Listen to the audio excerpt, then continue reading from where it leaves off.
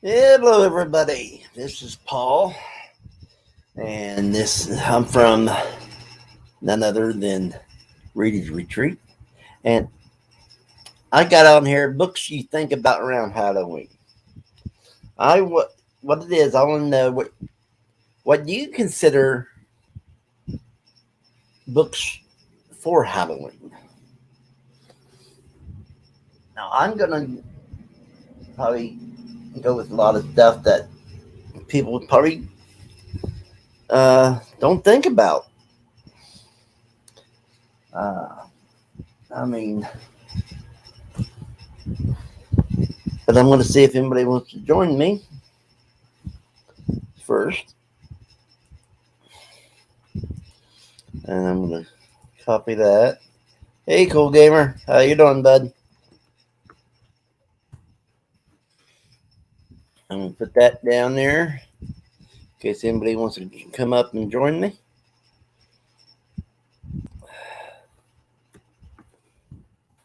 And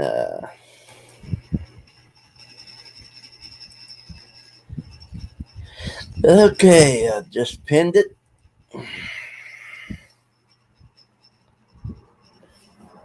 So, yeah, when you think of Halloween, what do you think about?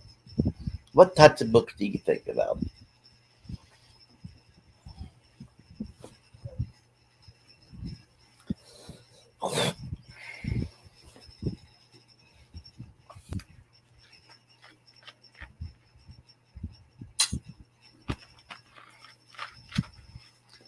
What kind of movies do you think about? There you go. We'll bring in the movies soon.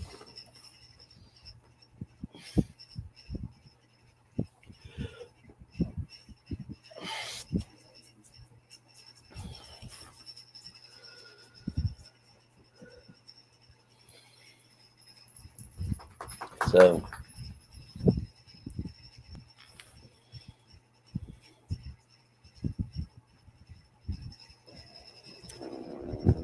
so there you are, people. I know I'm probably one of the weirdest people in the world when it comes to this. But the thing is, I can think of a lot of things for any time of the year and come up with the same answers. Tell you the truth.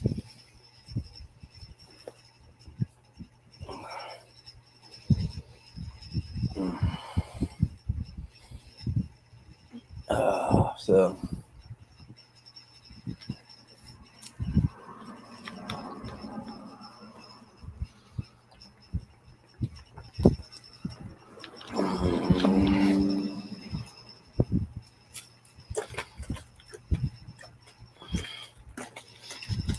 so anyway, let's hear it, people.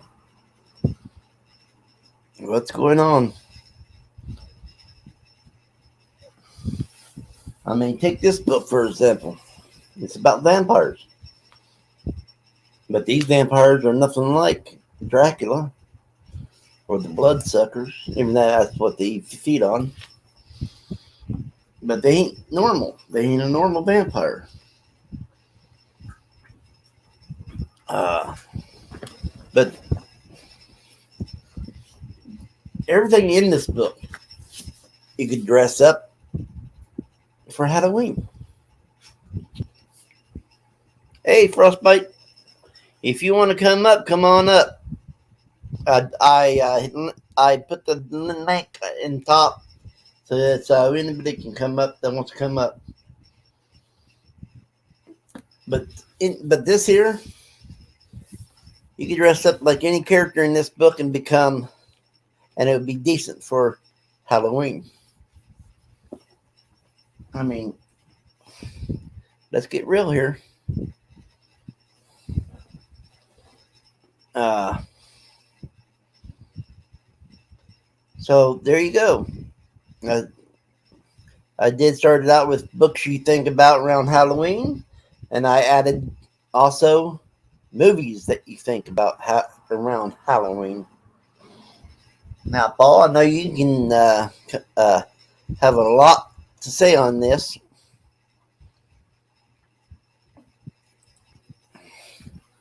So,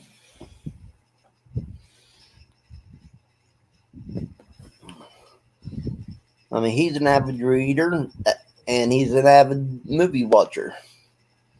I can say that he probably watches more movies than I do.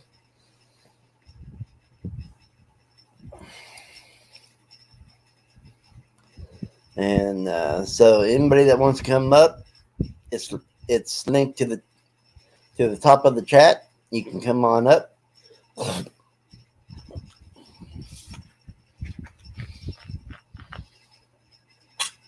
So this is mainly a chat about books and movies and Halloween. I just want to know what everybody's thinking about.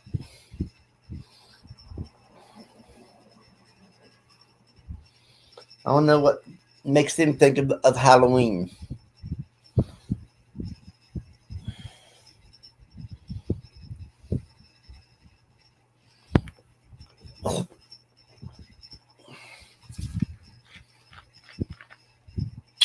And for the people that don't want to come up, please put it in the comments. What kind of books or movies do you think of when it's around Halloween time?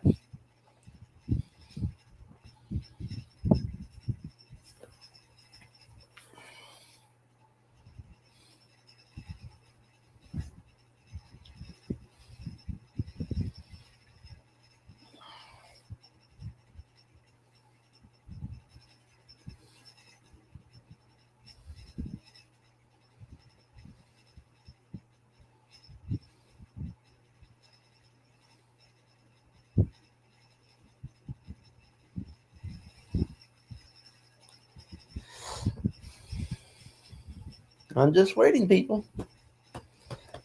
Put it in the chat. I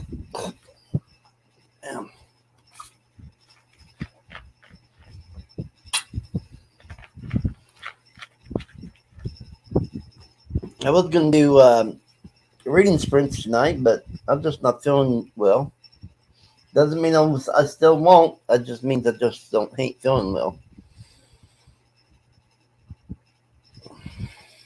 And don't worry, people. You won't catch nothing from me on here. And that's a promise.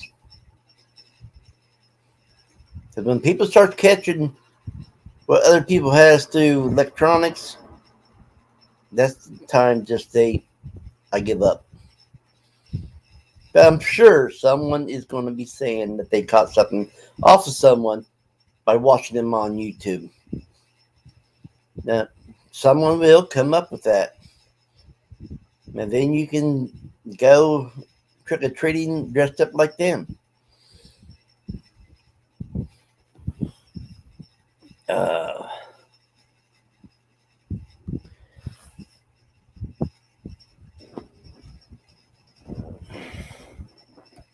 Let's see. Can everybody see that? Yeah, it's still up there. Thought it was. I knew I pinned it.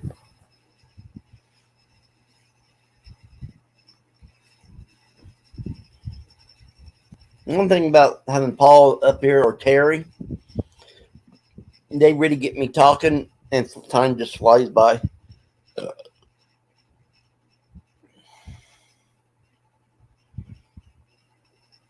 That's anybody. I mean, anybody comes up here and it usually makes the time fly by.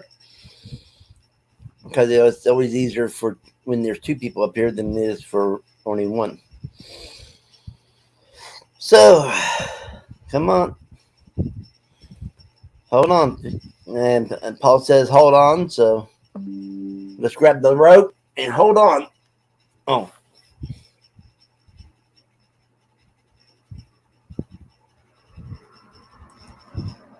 But the link's pinned to the top of here, Paul.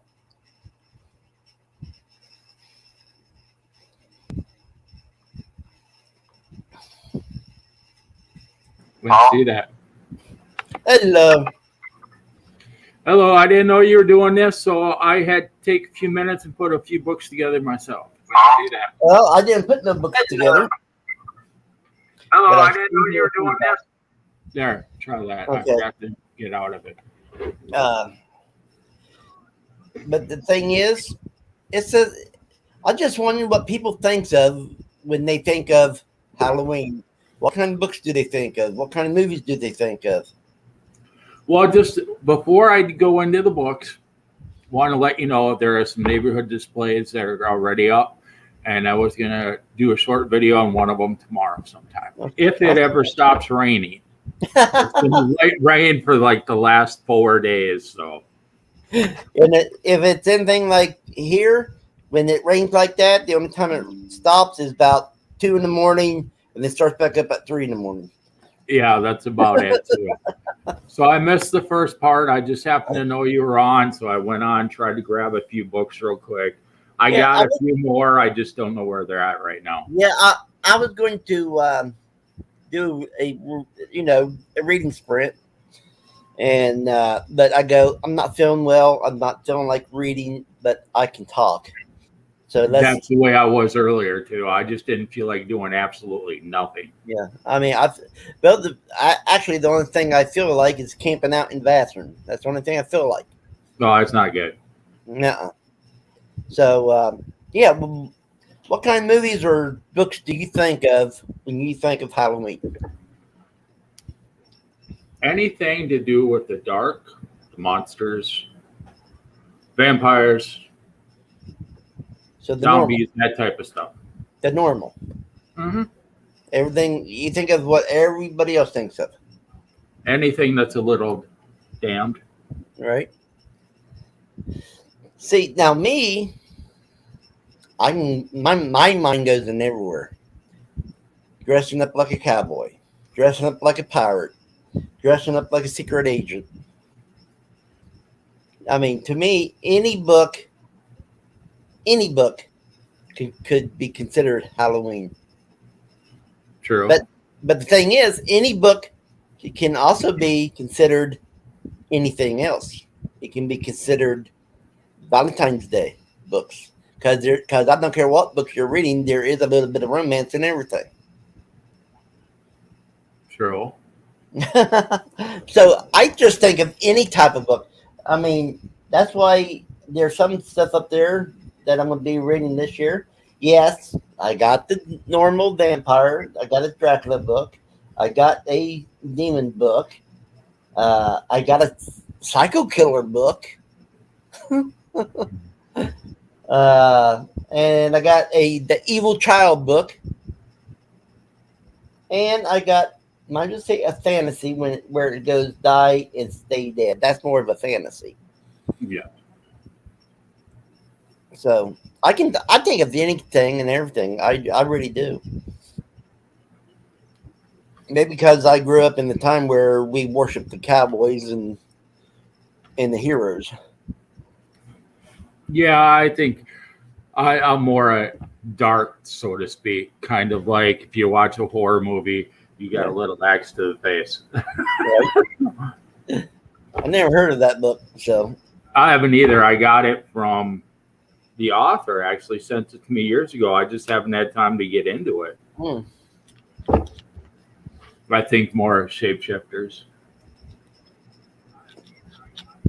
And that's a name I cannot pronounce. Stefan Spitchett? I don't know. That person. I wonder if the J is silent and it's just Sput. Well, he is from Stockholm, so I don't know how to pronounce it the right way. Right. First book in Spring Hill Jack series. Harbinger. Awesome. I just think darkness. Yeah, that's what most people do. Commonly, that's what most people thinks about. Zombies. Right. Ghost stories. Body farms. Mm-hmm. But that's a mystery. Yeah. Any Bad Moon Rising. There you go. Well, Let me any know, CCR stuff. let me know if that's any good. Because Biggest- Yeah, go ahead. honestly, the Jonathan Mayberry I'm reading sucks, and I don't want to ever pick up another Jonathan Mayberry. No, it's the wrong author. I was thinking another author. And then I got the biggest book in my collection, 18 Tales of Halloween Horror. Awesome. That's a chunker. It's almost 800 pages. All right. Yeah, got some And then books. if you're really going to go there, you got to do a little dark fantasy. There you go. And it does have stuff by Kelly Armstrong, who's urban fantasy, a little bit of everybody. Caitlin Kirkland, that's more urban fantasy and Native American stories mixed. All right. Peter Straub, I mean, a whole Ramsey Campbell, you name it, they're in there. Joe Lansdale, which I'm sure you've heard of. Yeah. And that's new horror. I think I got a Ramsey Campbell I'm going to be reading for Halloween. Native American, as they say it nowadays. I still call them Indians. Yeah, or the new term. What's the new term they use for them? Ingenuous or something. Really? Yeah, they've been using that term for like 5 or 6 years now. Ingenuous. Or indigenous. I can't say it, but Ingenious is actually the word they've been using. If they want to call them something, why don't they just call them what they call themselves, the true people, or the first people? Oh yeah, the First Nations people, tribe members, something. I mean that's what they are. The reason they keep changing it is there's people in India they prefer to call Indians. Well, the thing is, they're not Indians; they're Hindu. I know, but they now want to be known as Indians instead of Hindu, because not all people in India have that are Hindu now. Everybody that supposedly, like you said, Indians, they're Hindu. Well, now they're breaking off, so there's this type, this type, this type, this type, this type. Well, I think they're just full of it, personally.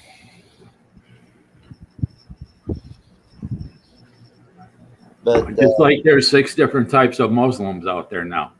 yeah. Well, there's always been 1,000 Christian types. It's like this note they have on Instagram. It's like this old lady just got tired of all the crap on social media. She goes, I now identify myself as bacon. Salty as all hell. Well, tell her dress up like bacon for Halloween. She does have that costume. I weigh all the dogs will chase her down the street.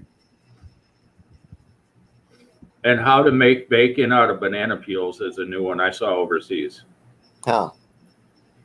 Yeah, it was odd, but Yeah, I don't think they're going to have the same flavor. No.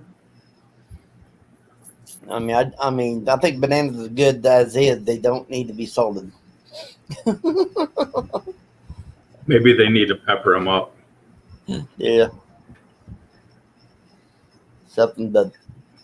Well, I understand how every generation, back in the day you grew up, I mean, you could pretty much put on a costume as anything. Yeah. And it could be considered Halloween. Now it's more, what was the word? Insidious? Insidious. More conjuring. Yeah, the thing is, I mean, like you said, people dressed up alike. I mean, when I was growing up, that even though churches still looked down on Halloween, there were still kids coming out like dressed up like Joseph and Mary and Daniel. I mean, characters of the Bible, even. Yeah. When I grew up, it was all, the scary thing was Ouija boards. Now it's all creepypasta rituals. Yeah. Every like 20 years, it's something different. So, and one of the biggest things that was going on during my time when I was a kid That's when all the glass and razor blades was ending up in the candy and stuff. Mm-hmm. But I never see no kid dressed up like someone with glass or razors in an apple carrying it around. I did see the new one for this year, though. It's Yeah. not razor blades or glass and candy anymore. It's a little note. You open your candy, it says, "This is your warning for that your car insurance is about to expire." Oh, No, the new one is seriously, they're talking about the fentanyl be put in candy. Oh yeah, Right. the good thing is fentanyl. Yep, yeah. that's all you need is your kids messed up on that crap. Well, they'll kill them for one. Mm-hmm. Oh, yeah, I mean, it's just terrible. But yeah, I mean, now when I was a kid, honestly, I always wanted to be a cowboy. I really did, and I would get the hat, have the gun strapped down to my waist, and Roy Rogers or the other one? uh, honestly, the one that I like the best is one that very few people remembers, and that was Blackjack. No, I thought you were going to say Tonto. No, Blackjack. He wasn't a cowboy. I know. Lone Blackjack, Ranger. Blackjack was dressed in all black. He was the first good guy to dress in all black, and he would ride like a white horse during all day long or something. But at night when he becomes Blackjack to spoil the villainous, the villains, he would ride a pitch black stallion. And nowadays it's Bruce Jenner riding a rainbow cowboy. Yep. There you go. Things change over time. That's all Oh, I'm yeah. saying. But if anybody ever seen a pure black stallion, they are the most beautiful horse I ever seen. Yeah. Some of the Arabian horses are really beautiful too. Now, I personally think it should be law that all politicians dress up like dumbasses. That's right. They do that. They do that all year round anyway, don't they? I always thought all the politicians should dress in prison uniforms. There you go. I would work too. As long as they have to stay behind the bars. And they're all tied together to a ball and chain. Oh, that must be Heather Clinton, the ball and chain. She's the ball. Oh, but yeah, I mean, now there's one time I wanted to. It was right after I seen Goldfinger, and I wanted to be James Bond. Now there was a funny looking thing, a kid in a suit with blonde curly hair trying to be James Bond. Was that the Sean Connery days or before? Yeah. Sean? Yeah, that's Sean Connery. I was wondering because the next James Bond's going to be female. Because Sean Connery was the first Mm-hmm. James Bond, and them making a female James Bond is stupid. Because I don't know no woman named James. I know Jamie. Maybe they'll use Jamie Lee Curtis. She was in Halloween. I mean, I know some women that is named Jamie, but not James. Mm. I know one. Maybe they'll change the last name. Maybe they'll change the name to Janie Bond. But yeah, I mean, them doing that is idiotic. Honestly, I think. I mean, just leave the way it's wrote and leave them alone, and then come up with your own character to destroy.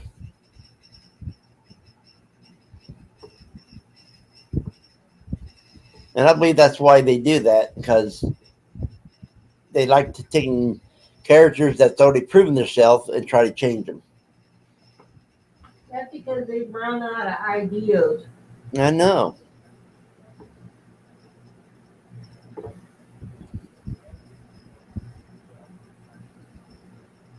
Like there could be there. I mean,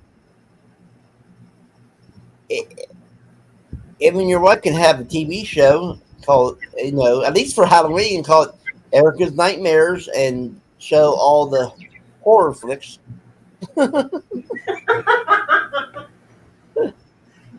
Depends on the day of the month. I see how you are.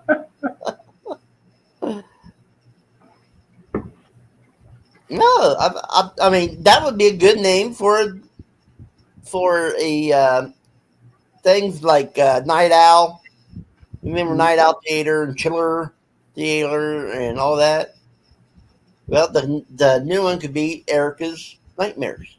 Well, believe it or not, Nikki, I started out with my channel talking about movies.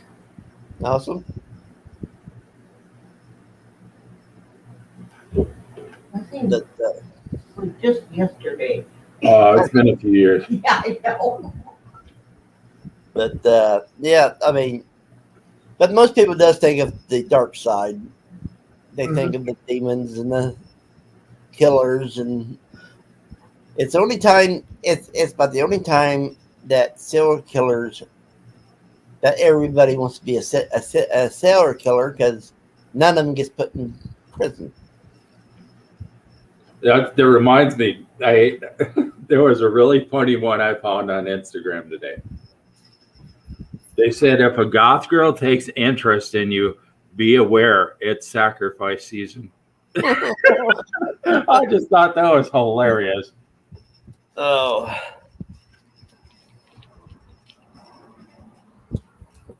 It's one of those ones that only work during Halloween. right.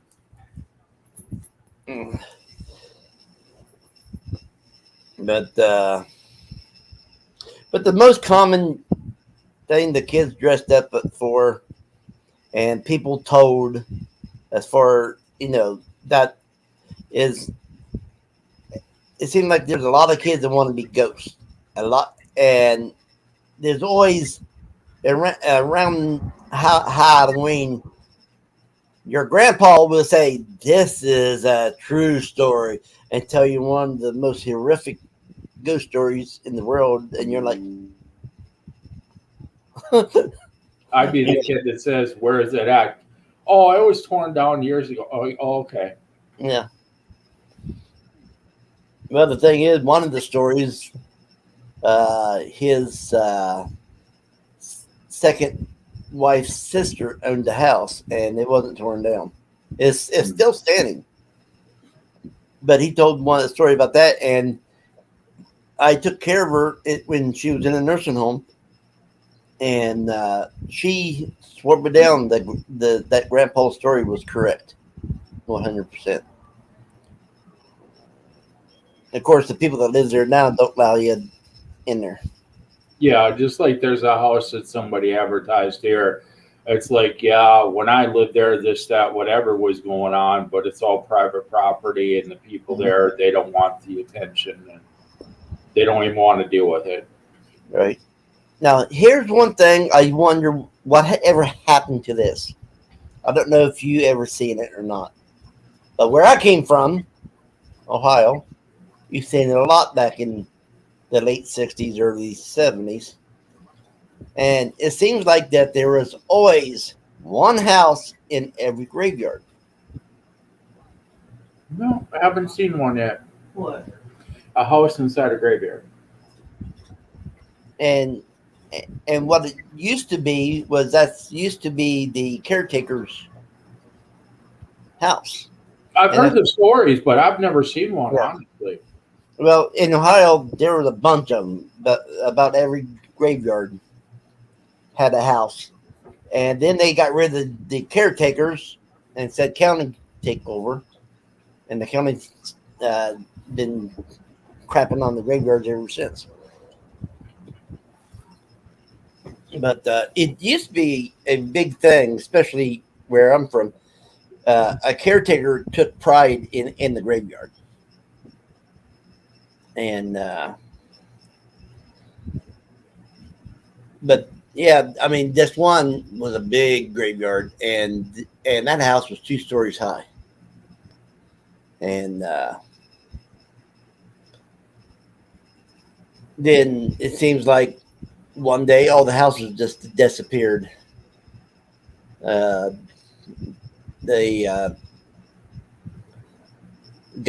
government decided no house is allowed, is allowed to be in there because it's so morbid. Well, the only closest thing I've ever seen, if you ever go to the graveyard by the Minneapolis St. Paul Airport, there's 2 different terminals. There's one graveyard that's probably a good mile or more. It's a lot of military people, and even the GPS gets confused. You do need a car, and there's like an entryway at the beginning where you go in and you have a book like that thick to try to figure out where the gravesite is. Fort Snelling? No, not Fort Snelling, the big one by the airport.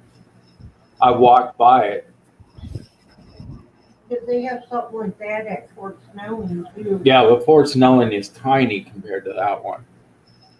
I came back from the service and I couldn't find a hotel, so I walked that 6 blocks. That's just the front of it is 6 blocks. And then Right. you go up this hill and the hotel is right there. But this is right at midnight, and it didn't bother me at all. But I mean, I think it's terrible that they had to take the houses down because people were complaining it's morbid. Well, let the people living there enjoy it because they wasn't complaining about it. Yeah, and I think the biggest one I've been to is in Arlington, Texas. Yeah, Arlington, Texas probably has one of the biggest military graveyard ever. This place is humongous. It's like its own city. It's how big it is. oh, but and the thing is, even stories about the graveyards has died off. Yeah, It depends on which station you listen to. which station you're at, which city you live in, where you're at. There was one block we lived in where we lived around the corner from a graveyard. Mm-hmm. And like every other house around the small, tiny graveyard had some kind of activity. But you didn't know that unless you actually lived there or had a friend that lived in that house where you came over. Right. But the thing is, I mean, when I was growing up, used to be a lot of ghost stories about graveyards. How they saw specters walking around in the graveyards. How stuff like that. Well, a And lot of it's all real estate now. They don't want to bring the property value down unless you're actually looking to buy something like that. Well, the thing is, nowadays would be the best time to say everything's haunted Yeah. because everybody wants to live in a haunted house now. Mm-hmm. So right now, saying something's haunted would drive it up because everybody would want it. Of course, it is against law to not tell you that a place is haunted. And a lot of places are still doing that. Yeah. We don't have to tell you unless you ask. Well, yeah, supposedly the rule is they don't have to tell you unless you ask. And 2, if somebody actually died on the property, that is federal law. They have to tell you if someone actually died in the place, whether it was a house, apartment, whatever. Right. But Even if they passed in their sleep, they still have to tell you.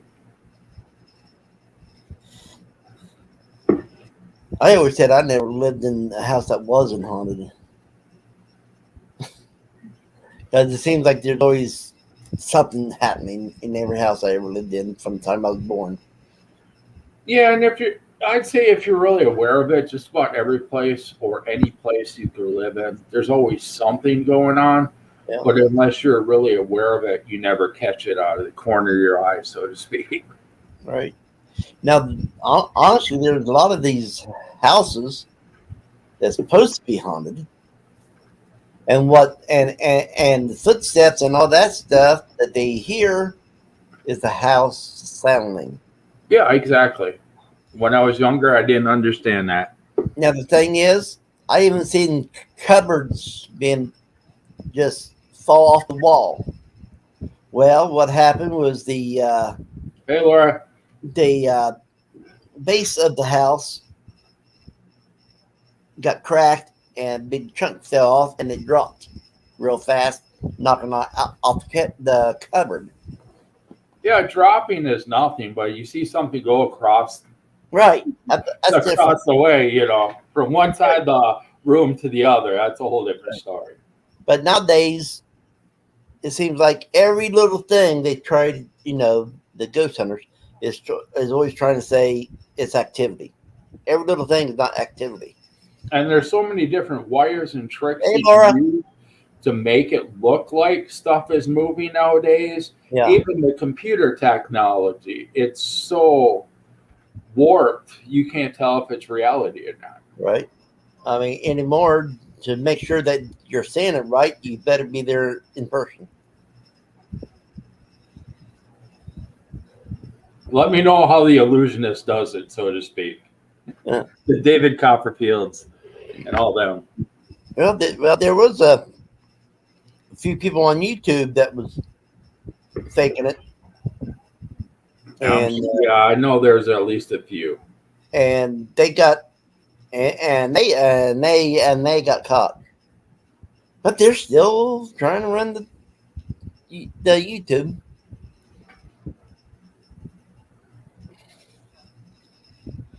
Oh, we're just talking about Halloween. What kind of books and movies do you think of around Halloween?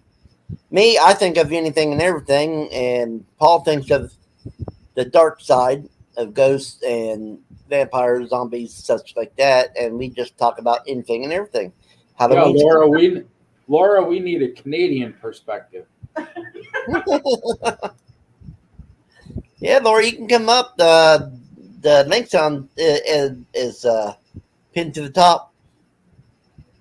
Maybe they think it's snow and ice because we know it does get cold in Canada. But mainly we're just talking, having fun, remembering the old days compared to nowadays.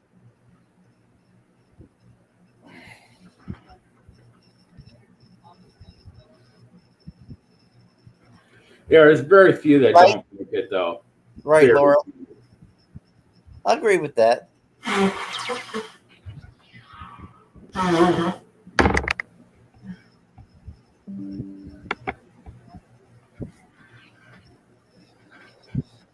Oh.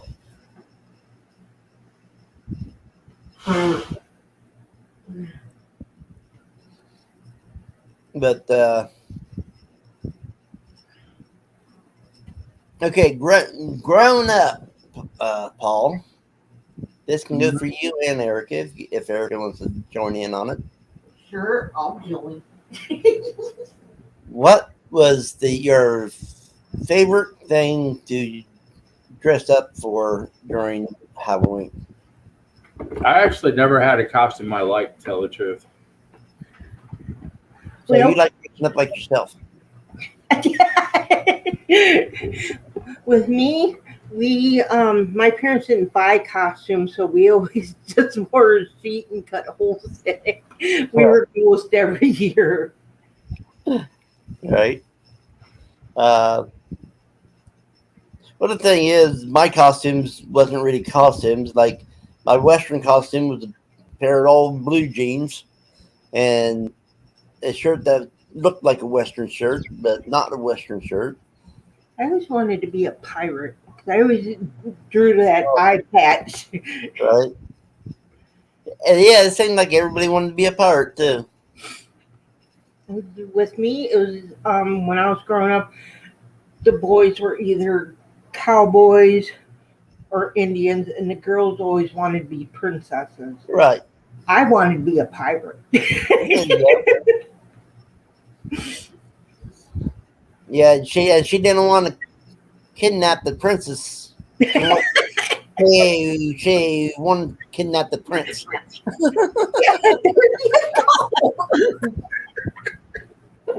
Okay, what about the worst costume? Oh, the worst costume of all time. The worst one I ever dressed up was my mom had me dress up as Paul Bunyan, and we were actually in a parade that year. Talk about embarrassing. Embarrassing for me. Did you have a blue cow? Huh? Did you have a blue cow? No. We were oxen free. We didn't join Paul Bunyan Heating and Air up here. Laura said that she dressed up as a football fan of her rivals last time she dressed up. Willie Nelson 3 times as a kid. Yeah. There you go. Yeah, but she didn't. We could put a Viking hat on you, Paul, and call you Willie Nelson. No.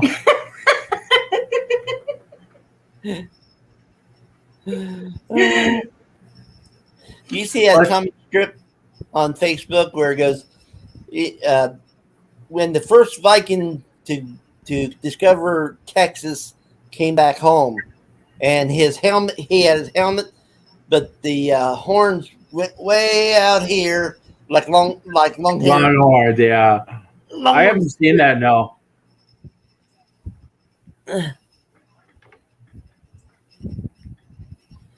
Now the thing is, I did go one year as a burglar. I put on a pair, the knee highs, put it on there, and walk around. Oh, you didn't take the stuff out of the eggs and use that? No, actually, Mom said you have to use the old ones. The old ones. I have a hard time seeing you as a little kid, Yankee. Well, I was, and my ears was bigger than my head, but I grew into them. My son had big ears when he was younger. He finally grew into them, but he had big ears. Yeah. Now, the weirdest people I ever seen was people that never grew into their ears. Oh yeah, some of them announcers when we're watching football, like, damn, he forgot to grow his head. But I have to say, the worst costume I ever seen was those ghost sheets. I had to wear it. My parents wouldn't buy it. Wouldn't buy us a costume, so I had to wear it. But the thing is, you can see the legs usually walking, and it's supposed to be gliding. Yeah. Well, actually, mine was so big that you couldn't see my feet. It was dragging. The seat was dragging behind me. Okay. That works better than the ones I've seen, because the ones I've seen, the sheets only go down to the. Because that was from their bed. My mom got pissed at me because I took the sheet from their bed. Nah. Okay.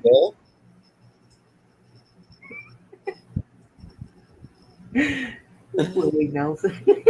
Yeah, he probably is easy. Just put a beard and a joint in your hand.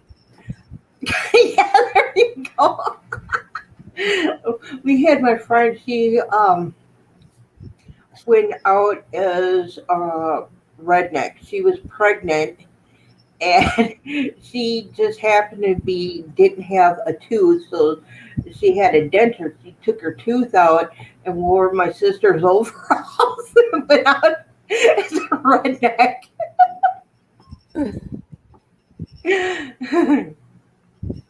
Now, the weirdest thing I've ever heard people doing, and people has did this, going to a dentist and having your teeth done up as fangs, your real teeth. Yes, my dentist. I asked my dentist about that and the grills and stuff that the guys wear, and I said you would think those grills would be better for your teeth because it straighten them.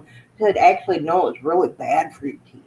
You know, and then you got those people that want their teeth grinding up their fangs. And I was like, yeah, I call them the vampire teeth. He liked it, but then I called it that. But, and he said, yeah, people actually do ask for that. Yeah. And Laura says, I've seen the pregnant nun costume. Bad taste. I like this one. Amazon and the delivery. Oh, geez. Well, there is a joke that one reminds me of the pregnant nun costume, and that's what kind of meat does priest eat on Friday? Oh, geez. Oh, So that might be how the nun got pregnant. yeah. It is amazing what some people do come up with and stuff. Yeah. Oh, geez. Yeah. I still like the Shrek one too. That's actually pretty good, I thought.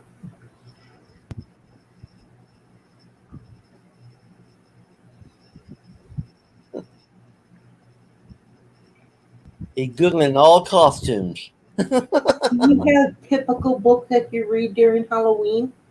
That's usually when I have read most Dracula the most times. I don't read particular books. It's because I'm a mood reader, so if my eye catches something, okay, I'm going to read that book.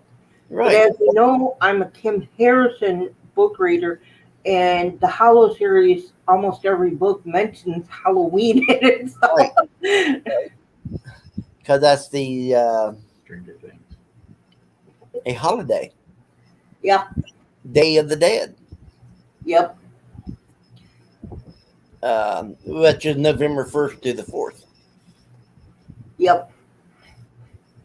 And no, it's not the Mexican Day of the I'm Dead. not talking about that. And No. Idea A lot of people goes, no, that's the Mexican. No, the Mexican Day of the Dead is in March. it is a Mexican holiday. Well, the Day of the Dead for Mexicans is in March. The Irish and the pagans started theirs in November. Here's the Halloween costume. Even Laura will know. Oh my God. Oh, that's so wrong. Yeah, it is. Queen Charles. The thing is, almost everybody in England would agree with me. They Here's did not. a cute one. Milk cookies and the Cookie Monster. Yeah. Because the thing is, Charles was not supposed to take the oath to become king. His oldest son was. I don't think he even planned on it at that point in time. It just kind of came as a surprise. Well, like I said, she put in there that the oldest grandson becomes king. And it goes, and if Charles does take over, Camilla is not the queen and will be not recognized as the queen and never will be the queen. She did put in there that she becomes the queen, but she has no authority, which is basically just a nice way of saying that's a king's bitch. Well, I'm just going by what I heard the English say. I was going by what the Braves told me. Well, she's English too. Last time I checked, she was. Yeah.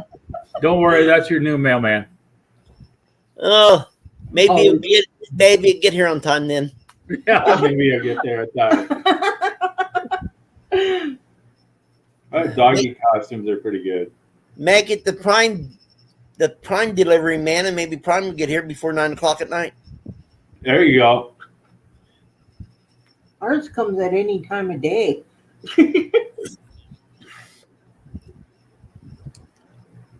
But then again, the her father, Queen Elizabeth's father, Yes. put in his that there would never be another king for England. Really? Yes, I didn't know about that. and they broke that even. Yeah, Yep. but But Queen the thing is, has the right to change it too. So he didn't have no daughters. Charles didn't. Yes. True. So it kind of has to be a king. Now you'll get it on time. UPS. But that's why she wanted William to take over. And there's another reason why she wanted William, because she knew Charles was so old and William was younger, and he would have a longer reign. Yeah, So, I think he would still have a long reign because the king right now, he's not exactly young. right? I mean, Charles is what, 80? Somewhere in his 80s? I He's think up he's there. between 70s and 80s. Yeah. But, yeah. I mean, you see what kind of mess 80-year-olds get people into. I mean, look at Biden. Yeah. He is senile. That man is senile and a half. That's what makes it funny, though. Yeah, but he's selling out America. He's getting paid to sleep on the job. Come on now. The Who wouldn't want a job like that? And he thing is, he was doing a press conference the other day, and out of nowhere, he started screaming at the top of his lungs. And he owns his own set of big crayons. Does he? And how many of those does he eat per day? They might have to keep buying them more. But Actually, Yeah. he might even have enough money with how much trouble his son keeps getting into. I mean, the thing is, there is a limit wrote down of how old that you have to be this old to become president, They need to cut off at a certain and they age. need one that cuts it off. I don't think it matter what age they start going for it. I think they should have a cutoff age, though. Okay, yeah, I think at least 75 for a cutoff age. There you go. Peanut butter and jelly. But the thing is, a young person should never be ruler I think, because they don't have enough experience. well, I'd say start at least the 50s. Because Yeah. around that, they could at least Yeah. have an idea. Well, the thing Okay. is, I mean, if you ask me, the very first president was he didn't want to be president. They forced it onto him, and that was because he was the best general in the army. Yeah. Well, Well, Paul knows. Yeah. I personally think all presidents should be military, just to get these other ones out of there that is just wants the money. Now, I think Paul remembers this product, Mr. Clean. Yeah, Mr. Clean, Mr. Clean. Talk about they still make Mr. Clean. Hey, did you ever see his son? No? Pigpen from Peanuts. Oh, yeah. They try to say the Pigpen was his son. Hey, that's a thing. Thing one. Thing number one, thing number two. That's always a thing. Yep. But yeah, I mean, but the thing is, what does Halloween mean to people? That should be the truest question for Halloween. What does it Nowadays, it's a day for adults to dress up and go have a night out. They started doing Before it was that. kids. Actually, no, that started back when I was a kid. Seeing adults have Halloween parties and stuff like that. All the kids were out trick or treating. Yeah. Parents didn't go out with their kids back then. They'd just be back by this time. Well, that's because there's less abductors than there is now. Hey, Laura, it's your neighbor. I think back then they were actually praying for the kids to get abducted. That's Laura's neighbor. They was praying for it, just like they was praying for the kids to die off those metal slides onto the asphalt. Yeah. Hey, I grew up with one of them slides. We know how warm they got in the summertime. Fuck yeah. But the thing is, now with me, I'd never thought of Halloween as a holiday. To me, Halloween is the same thing as Christmas Eve. Well, in my family, Christmas Eve was a holiday, but Halloween, I kind of looked at it as a holiday, but kind of not, because, like, I still want to give out candy and stuff, but because of where we live, Right. we can't do that here. But I want to. Right. But I love that about holidays, interacting and stuff. We can't do that here. Right. But Like Paul, he wants to dress up and jump out at the kids and scare them half to death. And Or go to those made up haunted houses during the week of Halloween. Yeah, No. you know, the made up ones. Those are fun No. when you're real small. now I did have a landlord when I lived in Ohio up there in Nelsonville. I mean, he did this from the 60s, okay? Mhm. He had a real coffin on his porch. Mhm. He would get in it. And there's a button on the step. So when someone would step on that button, the It coffin would open and he would rise up like it's just rising up supernaturally. like the That part. Undertaker. And the thing is, he had to quit that and pay a fine because some old man had a heart attack. Oh my gosh. And Here's my religious icon.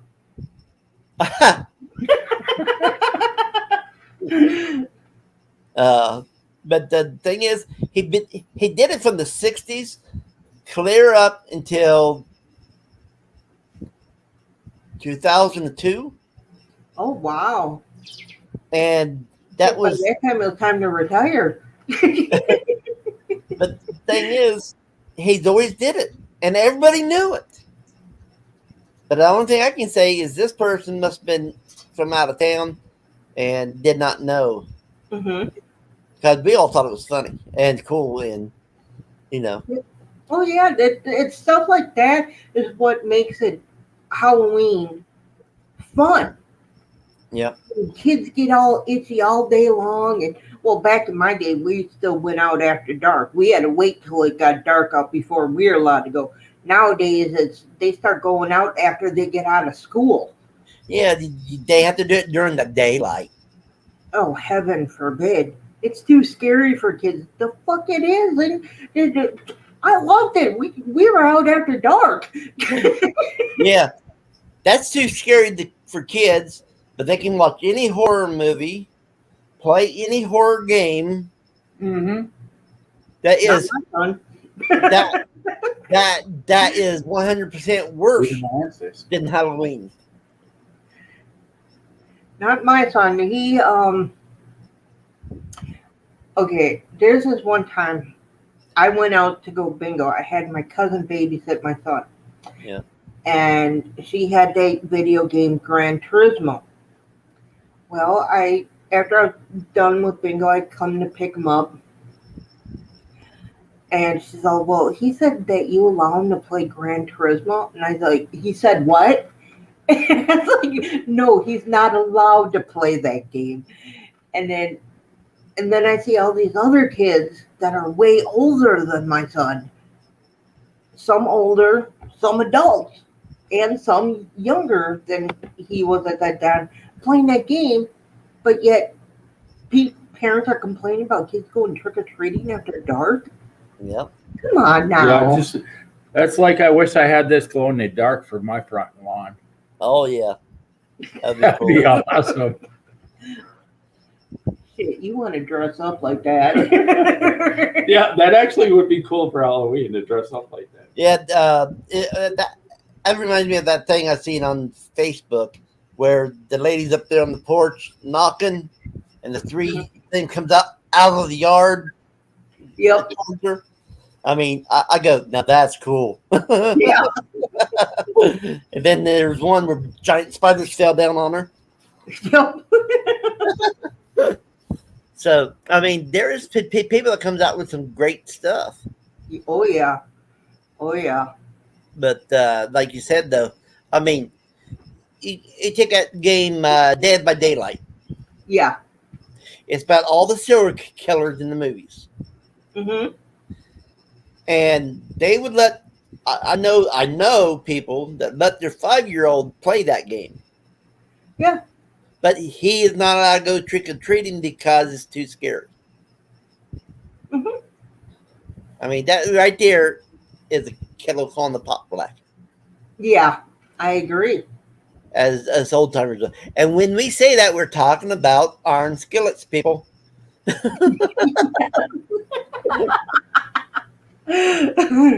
That way nobody can take offense to what I just said.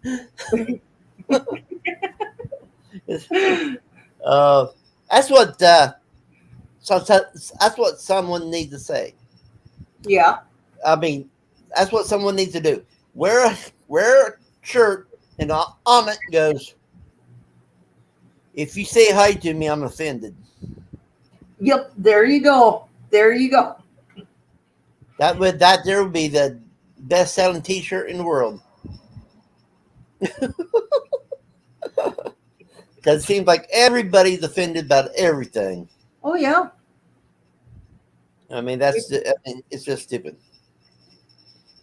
Can't even joke around with people no more I know. without getting sued. Well, the thing is, you take there was someone. Someone was making fun of Biden, and he got suspended from his job without pay until they could figure out what to do with him for making fun of the president. I have this friend on Facebook. I posted this this joke about Trump, and he got offended and he yelled at me and whatnot. He's like, "That is wrong. You shouldn't say that about him. He was a good president." But then I posted something about Biden, and he was laughing. I was like, I just posted something about our president and you're laughing. But when I said something about Trump, you got all offended. I mean, It's still political. Yeah, that is right. It's political. I'm not for either one. I don't like either one. Right. But if I find something funny, I'm gonna post it. Oh yeah. There you Yeah. I mean, people. I mean, go. It's maybe a PVC pipe. now that's a baby grandma there. Yeah.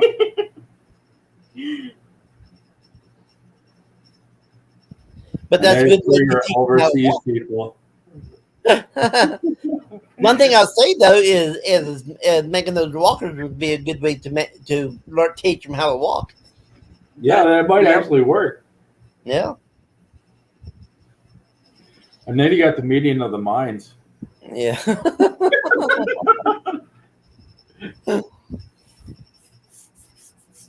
Oh, geez. Oh, yeah. I'm still waiting on those two women that they already posted on Facebook, where they're walking past the drugstore and go, "You want to blow people's mind going with us going in there and asking for two pregnancy tests?" and they're like in their 80s and 90s. You know what they should? What is the name of that? How can I say this right? Somebody should dress up as the shot for the pandemic. There you go. That But would actually work. which one though? Well, actually, they were Pick one. they were actually advertising at the clinic the other day for the pandemic and flu shot all in one. So it should have two people, one with flu shot, one with pandemic shot. But the thing is, I don't take either one, and they can't make me because I'm allergic to them. Well, if you're single, you can go around with the needle and say who wants to get poked first. I had the shot the first time, and then I got really, really sick off of it. I'm not going back. I don't care how many times they want me to go back. I am not getting it again. That hurt too much. I got sick to my stomach. That's one thing. That's one thing I like about my doctor. Before they would even give anybody the shot, they would take blood and send it away and see how it would affect the person. Not our doctor's office. They just said, "Okay, let me clean your arm," and I mean, that's how most of them are. Mine actually sent blood tests, and they had to put the vaccine on that person's blood to see what it does. I wish they did that here. And with me, it came back that the survival rate for me, if I took one, would be 20%. I told Erica, you thought the COVID shot hurt? Wait till you get the shingle shot. Yep. That one stung. nope. I don't like stress tests either, really. And the worst thing I've ever had was a carpal tunnel test. Stress. That hurt. I had carpal tunnel surgery on both of them. Oh, did my sister. getting that test. Oh my gosh, did that hurt? My sister had it on both her hands too. It feels like an electrical shock to the bone marrow in your hands, fingers, wrist, and arm. That hurts. Now, here's the funniest thing about it, though. This arm, I let it get so bad that the arm went paralyzed. I mean, I couldn't move it. That's how bad it got. And they did it, and it works great. And it still works great.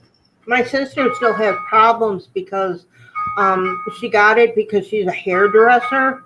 So she's still constantly using her hands. So it's still affecting her. Right. Now, in my right hand, I had it done as soon as I got it because I didn't want to go through the pain like I did with my left arm. And I still have trouble with my right hand. The right hand still has trouble right through here. So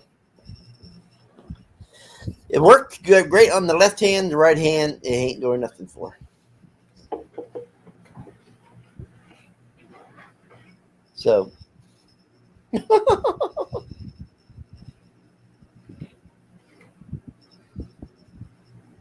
Yeah. The only thing is, I'm glad I did it one at a time because I would hate not being able to use my hands at all. Do you use, not to offend you or anything, but do you use your hands a lot on a daily basis? I used to do a lot more than I do right now. Right now, my health has got real bad. Mm-hmm. So I'm not really out in the garage like I usually am. Yeah. And Remember you mentioned a while back you work on people's lawnmowers Right. and stuff. Right. Small engine repair. Yeah, that's it. Right. Didn't remember the word. Yeah, I mean that there you use your hands a lot, and some of those pieces are smaller than the model pieces. Yeah. But yeah, but what really made this one go bad, real, where I couldn't move my arm, was I was digging a ditch for someone, and that mattock came down, hit a solid rock, and it sent the shivers right up through the hand, and it just paralyzed the arm. Ooh. So, I mean, no, that was painful. Wasn't as painful as the kidney stone that I passed, and I hope I never have to. I rather have another carpal tunnel thing instead of a kidney stone. I don't like those.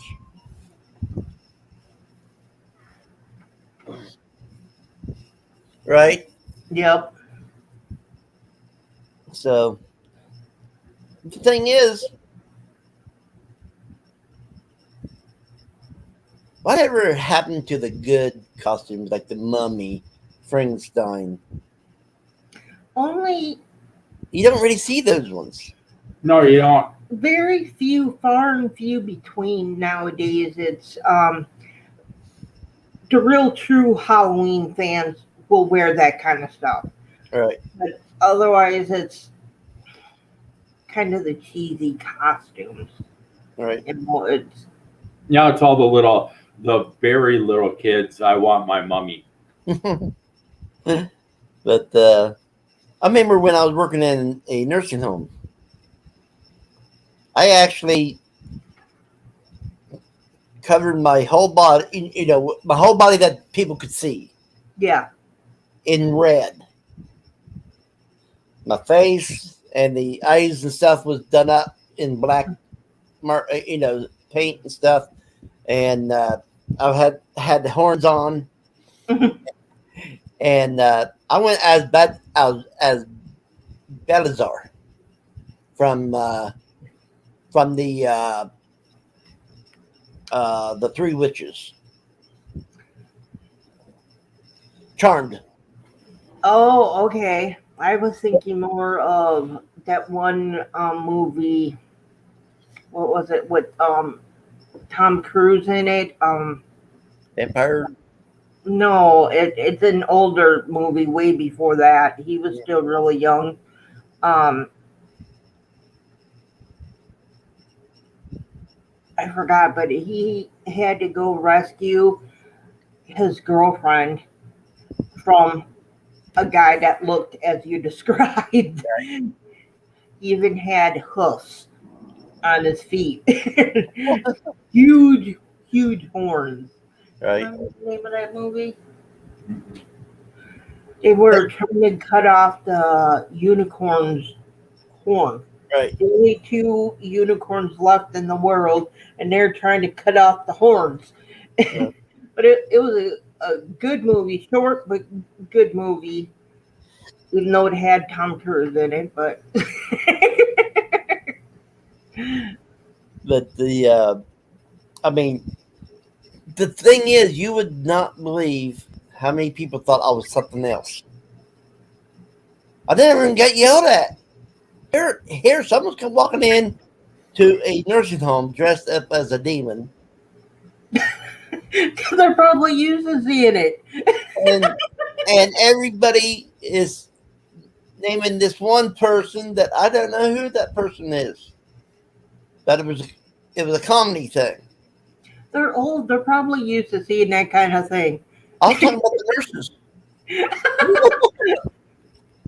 They're used to taking care of the people. So again, they're still used.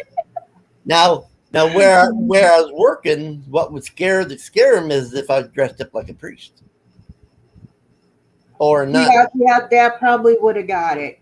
Oh, this is another one you could do. Hand sanitizer. Yep. Oh, geez. Well, the reason is because I worked at Pine Hills, and I can say that now because they're out of business, and it's been quite a few years. Been more than 10 years that they've been out of business. And the hospital that it was in used to be a Catholic hospital that was ran by nuns. And Claire, until even when I worked there, I could have swore I saw one time I saw a priest go to one room. I could have swore I see nuns go in another room, and within an hour or two, that person would be dead. I mean, It's more of the costume I was thinking. That and the vaccine. pizza and a vaccine, huh? The germ for the pandemic and the vaccine. That's pretty bad. The germ looks like a pizza. I was thinking the same thing. Okay, now it's angry.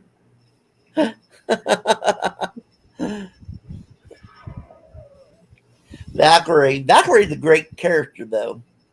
No, it wasn't Valkyrie. It was way before that came out. It was like after he did Risky Business. That's how old it is. So he was still in his early 20s. You're going back a few years there.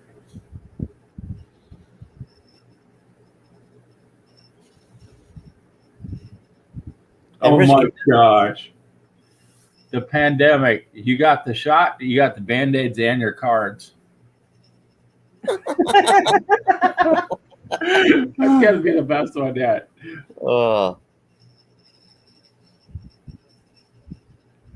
That's funny. I can't ever remember the names of the movies I liked. No, he was a vampire in Interview with the Vampire. Yeah, but it wasn't that movie. It was way before that one too. Which I thought he did a good job, and I don't like the guy as an actor. Yeah. But I thought he did really good in the Interview with the Vampire. I saw the movie first before I read the book. And so as I was reading the book, I was seeing the characters as they were in the movie. Right. And sometimes it works out good for you. Actually, yeah, it does. The same as like me and Paul, we listened to a book on audio, and then we went back and read it. So as we were reading the book, we were hearing the voices, which was kind of funny because it was a guy narrating it, and he would change his voice even for the female parts, and it was so funny. All we could hear was that voice. Frosty, Lauren wants to know what shirt you're wearing. Disturbed. There you go. Another way to die. From the album. What? This is one I'm waiting for at the library. The first season of Interview with the Vampire. They're doing it on season now. Oh, and the son must have sold the rights again. She's wearing it too. Hey, that's not fair. Oh, and the Mayflower Witches season 1.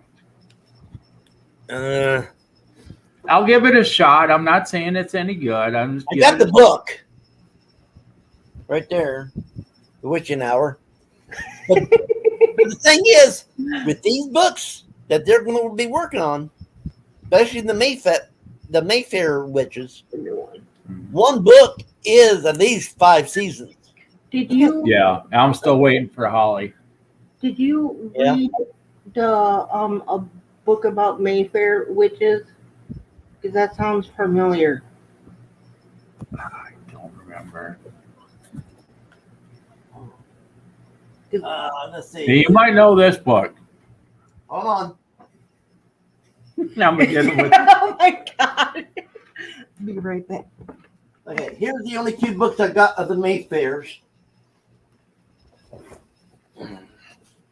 which is The Witching Hour. Yeah, I have that one. Yep, we got that one.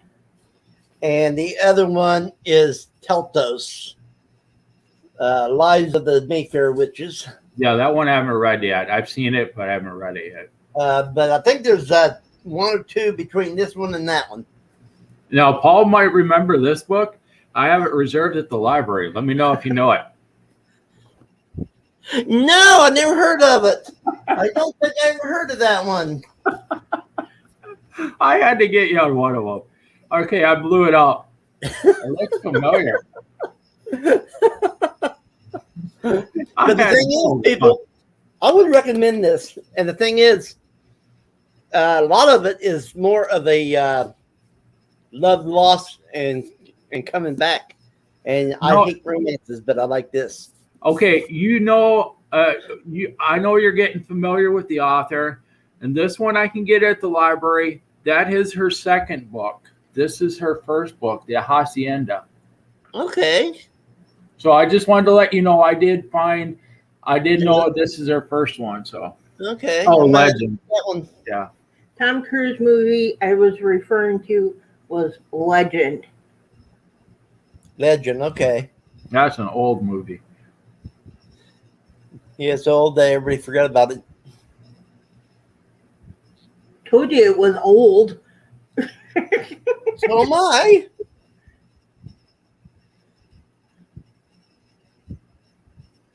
Well, that's besides the point.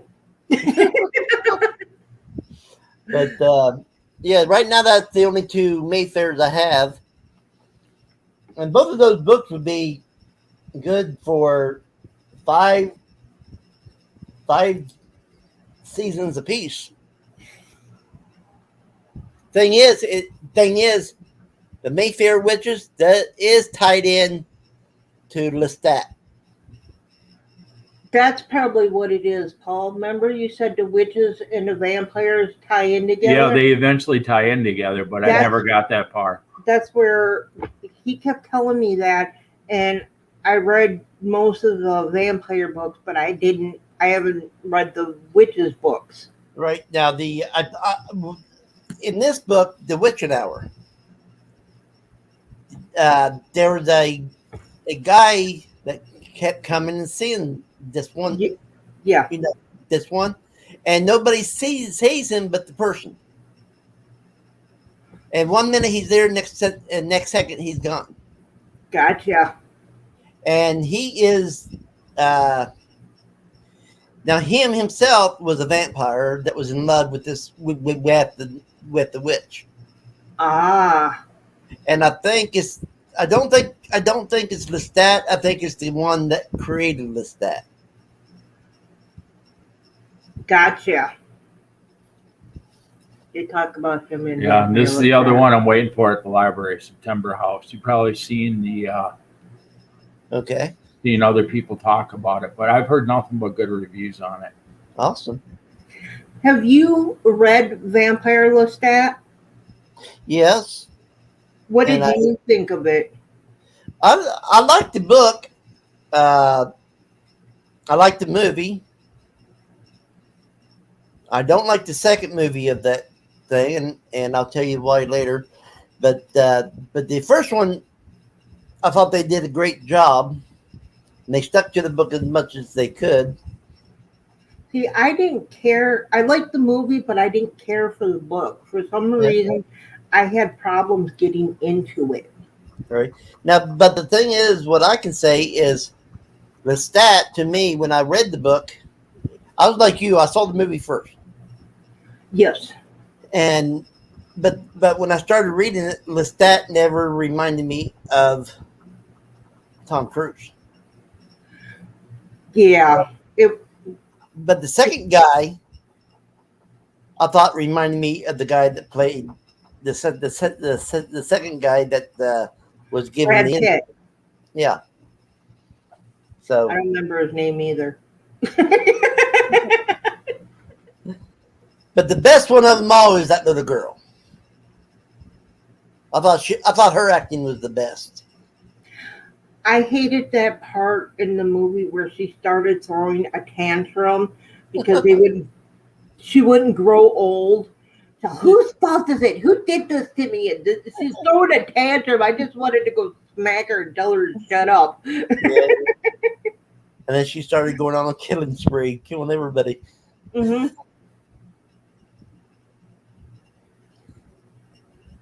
But I mean,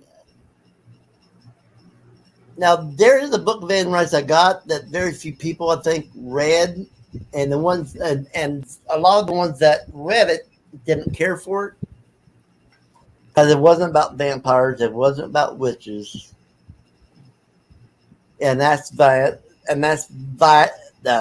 violin. I haven't. No. I've seen the book, but I haven't looked at it. I haven't heard of it. It's, I guess you can say it's more of a ghost story, per se. I'm trying to find it so I can tell you, but Lord knows where it is. I know I've read it, so it should be over in there somewhere, or in the other room. But honestly, that was the very first book I've read of Anne Rice was Violent. And For me, it was Interview with a Vampire. right. And Violin got me stuck on Anne Rice that I wanted to read anything and everything that she did. I don't think I could ever watch this movie. I'm sure you've heard of the movie Cocaine Bear. I No. thought it was a terrible movie, but it was based on a true story. How these guys took a bunch of cocaine, went out in the woods, lost it, and this bear up north actually got into the cocaine. No, they what had happened was this dude stole this cocaine and he was flying away with it, and he was threw it over the certain area, and the owner of it sent these guys to go get it, but it didn't land where it was supposed to land. And the bear got into yeah. it, yeah. How they got one at Slaughterhouse. It's about a killer sloth. Oh, How can a sloth be a killer? That thing's too slow. I was going to say, he does it in slow motion. Exactly. I'm going to have to fast forward when I watch it. But the thing is, you can honestly say that their claws looks like something that could tear you to pieces. Oh yeah. Now, I probably would watch Rabid Raccoon because that'd be more realistic.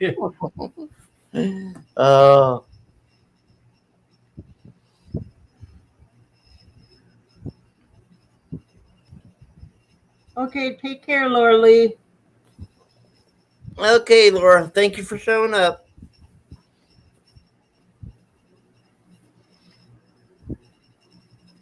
But yeah, I am really enjoying the vampire.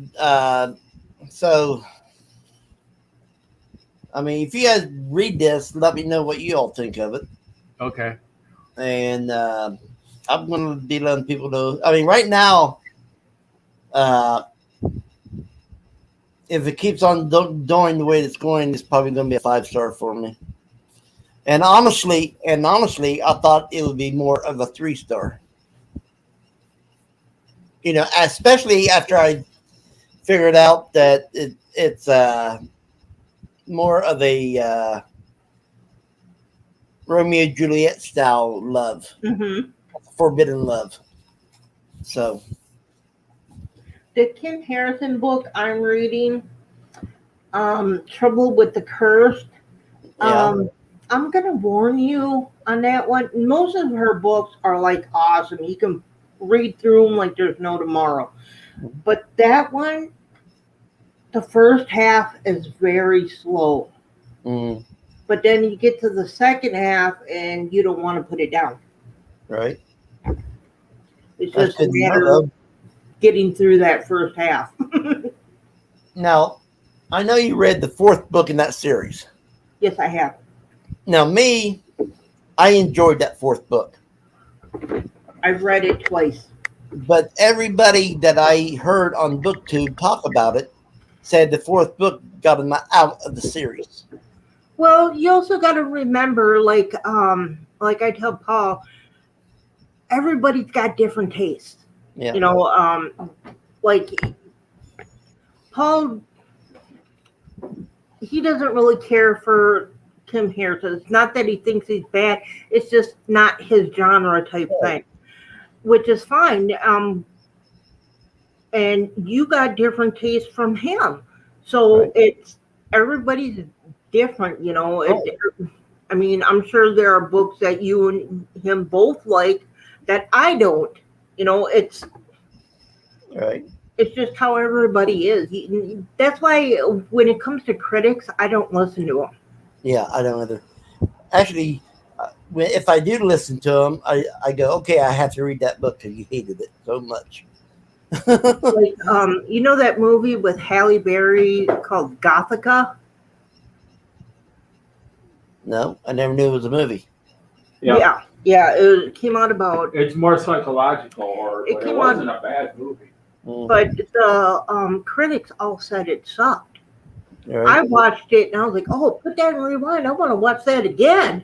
I thought it was really good. And it's like, how dare they say it was bad? Right. What kind of drugs are they on? Well, you take Psycho, one of the best movies ever made in my book, and the critics really didn't like it when it was first made. I have not seen the original one. Really? Really. Uh, I have seen the second one, and I seen a part of the TV show. Wasn't very interesting. right. I will agree. The TV show ain't interesting. It was kind of boring, if you ask me. I quit watching it after a couple episodes. Well, just like I love Red Dragon, and you didn't like that. Yeah, Red Dragon was Silence of the Lambs when he went from elementary school kid to high schooler. yeah. Mhm. I didn't care for that movie, but I loved Silence of the Lambs. Right. I mean, I could watch that movie over and over again. How he became the crazy guy he is, I thought it was interesting. Right. It seemed completely different from the original movie. That it's like it took me. I couldn't get to it. It's like I couldn't connect the dots. But the no, I got the original movie somewhere, but Psycho. But I have to say that the girl, the woman that gets killed in the beginning, Hmm. is the queen of Scream, and nobody's taking her place. Not even her daughter, Jamie Lee Curtis. That's her daughter. Jamie Lee Curtis is the daughter of the person in this of the woman in the shower scene of the original movie. I It's did like- not know that. Yeah.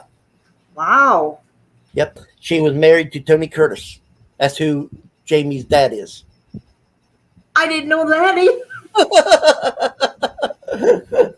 But the thing is, Jamie Lee is a good actress in her own right. Yes. But for them to put her as Queen of Scream, that girl better learn how to scream better. Because her mama has her beat. Yeah, but there are some people who just don't know how to scream. Yeah. I don't know how to scream. Right. I know how to But- yell, but I don't know how to scream. But yeah, I mean, now there is a book. Was it American Psycho? No, that was a movie. There is a book that I think it was supposed to be based on Norman Bates's brother in the insane asylum. Oh wow! And that's supposed to be a sequel to Psycho. Now, But somebody else wrote it.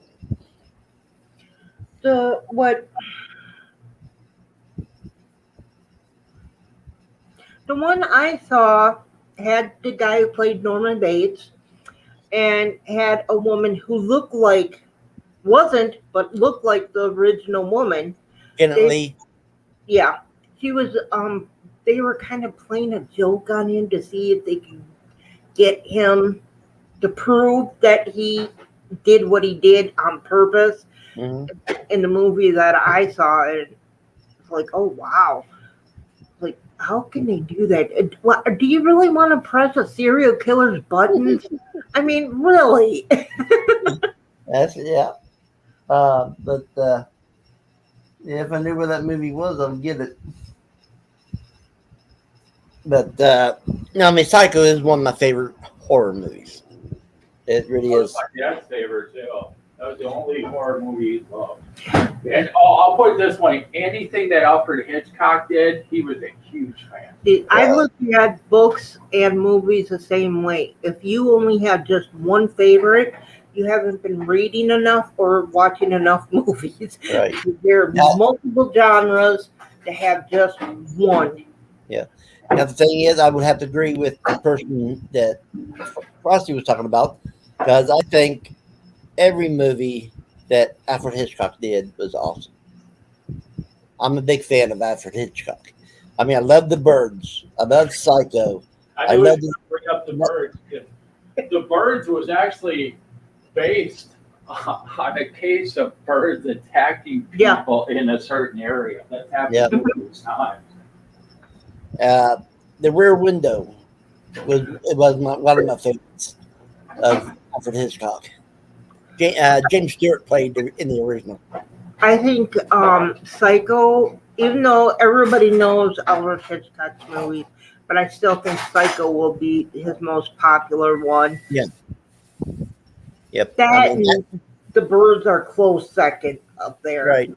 But did you know during the filming of Birds, most of those birds that you seen flying down, people was thrown, they were dead. There, some of them there were dead ones, and some of them were like made props. But the thing is, that girl that was on there, she almost lost her eye because whoever threw that one bird got her real close to the eye. Yeah. And the beak went in, and she almost lost her eye over that. Do you know he never watched his movies when they would first come out? I believe it. He would stand outside to listen to the reaction of the crowd in the movie theater. What does Paul think of the new Exorcist movie coming out? It's supposed to be like The Exorcist. I've never heard of it. Yeah. I forgot what it's called. Are they getting anything right? They wanted to got nothing right. Even the ginger was wrong. make it a lot scarier because it's been 50 some years. Two girls that are going to be exorcised. Okay. But you know, the original Exodus was based on a true life of a boy. Paul tells me every single time we watch that movie. Matter of fact, even if we watch just an ordinary Exorcist movie, and he'll say it all over again. Do you know the original one was based on this? Yes, Paul, I remember from the first 100 times you told me. It must be a Paul thing, huh? Yes. Hey, Elena. How you doing, hon? I will repeat myself, but only because I don't remember saying what I said. Well, I repeat myself on that one, and because I don't know who knows what. that I see that comment, but at the same time, it's like go back and watch it. Yeah. Rewind and watch it. I've already repeated myself enough times. Now, the one thing I will say, since we're talking about Halloween stuff, if you watch, this should be a Halloween movie. I don't care what anybody else says. This should be a Halloween movie because of one scene, and that's three men and a baby. Yes, I know what you're talking about. Paul told me about that too. He even went back and showed me pictures. Yeah, I mean, I heard about it and I didn't believe it. And the person actually got the movie, went up to part that it happened in and slow motion that sucker. Once, That's what Paul did for me. When I didn't know about it until years after the movie came out. Me and Paul were sitting there talking, and all of a sudden he tells me about that. I was like, nah. Yeah. And then why would they do a second one in a different location? And then he looked it up on the phone and showed me the video and paused it. I mean, the apartment that they was filming in was where that boy died. Mm-hmm. And I thought that, I mean, after I seen it, I'm like, cool. It did freak me out because I've always been into the morbid stuff. So, but I thought it was cool. And, but that should be considered, because of that one little part, that should be a Halloween movie. Well, that's like saying Die Hard is a Christmas movie. Well, they say that just because the word It takes Christmas place is in it. during Christmas. The word Christmas in it, and it was during the Christmas. Well, if you're going to say That doesn't make it. It's not like they're throwing Christmas trees and presents and stuff through the whole movie. well, if you're going to say that, you might as well say Home Alone's a Christmas movie too. That is a Christmas movie. Most people does say that.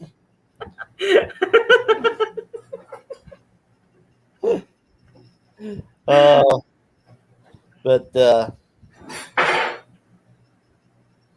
well, if you want to say Die Hard is a Christmas movie, then you got to say F Troop is a very serious Western. No, you got to say Blazing Saddles is the best Western of all time. or the best movie of all time, Plan 9 from Outer Space. Which one? Which one? And that even got voted as the worst movie ever when it first came out. Aliens from Outer Space. Oh my God, that's like Attack of the Killer Tomatoes. And he will tell you 1,000 times over how much he hates that movie. Which movie? Attack of Killer Tomatoes. Honestly, I've never watched it all the way through. I've never watched it. They've made 3 of them. Must be, it must be like the Killer Clowns from Outer Space or something. Oh, it's I worse. haven't watched that either. I haven't watched that one either. Worse. So, but they're both better than the Fried Green Tomato movie. I didn't like that one. That's the one with Kathy Bates, ain't it? That's the one with Lily Tomlin and a bunch of women. Yeah, I I remember never that watched movie. I think I watched it once. I didn't care for it because it wasn't my type of movie. I kept wondering when they were going to talk about fried green tomatoes. They was the Fried Green Tomatoes. I only watched it because my wife at the time wanted to watch it. I kept hearing about it, and then one time it was on TV. It's like, okay, I'm gonna figure out what this movie's about, even though I heard from 1,000 people that it sucked. Okay, I'm gonna watch it. I sat down and I watched it. Where's this fried green tomato stuff? Why is that the name of the movie? Right. It didn't make sense really. Except for it's supposed to be based in the South. Yes, yeah. I only seen it once, so that's about all I know. Now, have you guys read Dreamcatcher from Stephen King? A red green dream catcher? Dreamcatcher. Dreamcatcher. I won't have them around because I get nightmares from them. But did you read the book? Yes, I did read the book, and I've seen the movie. Okay.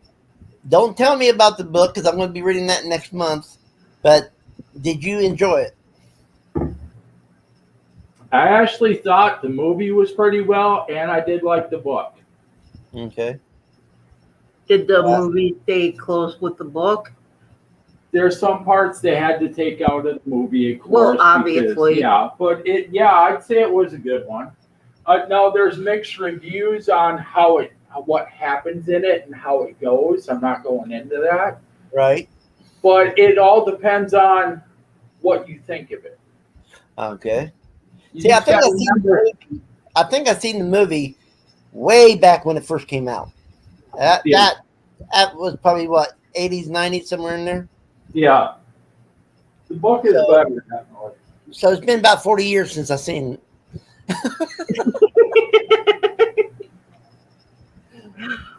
And I don't remember nothing of it. That's the point. I don't remember nothing about the movie, even though I did watch it. Well, when you read the book, you'll be like, "Oh yeah, I remember that." Right.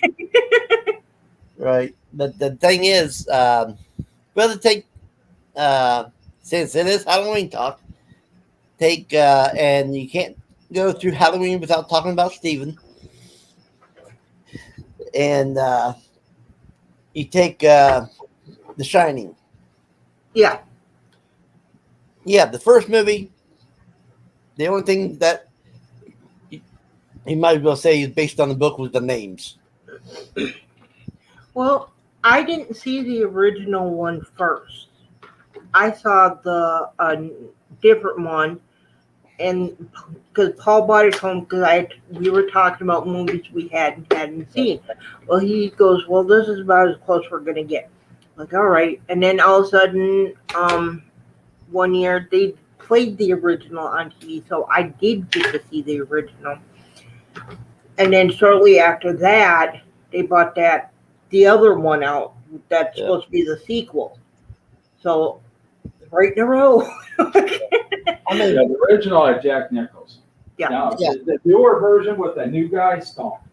They had the updated version with the new guy. I still liked it.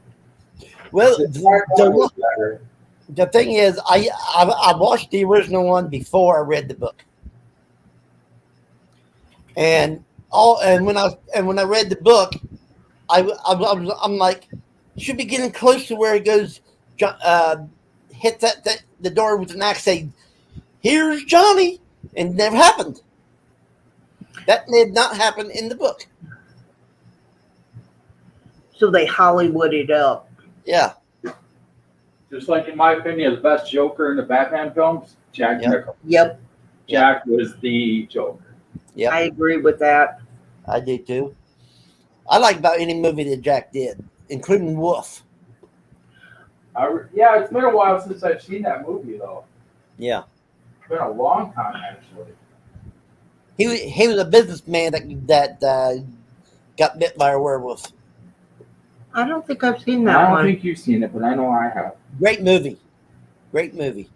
But the thing is, you take Christine. Yeah. Everybody's seen Christine. Mm-hmm. Everybody loves Christine. Yes. I got the book, and when I was looking through the book, I haven't read it yet, but when I was looking through it, they only did the whole movie on 2 chapters. Oh wow. That was one of my mom's favorite horror Right. movies, and my mom wasn't into horror movies.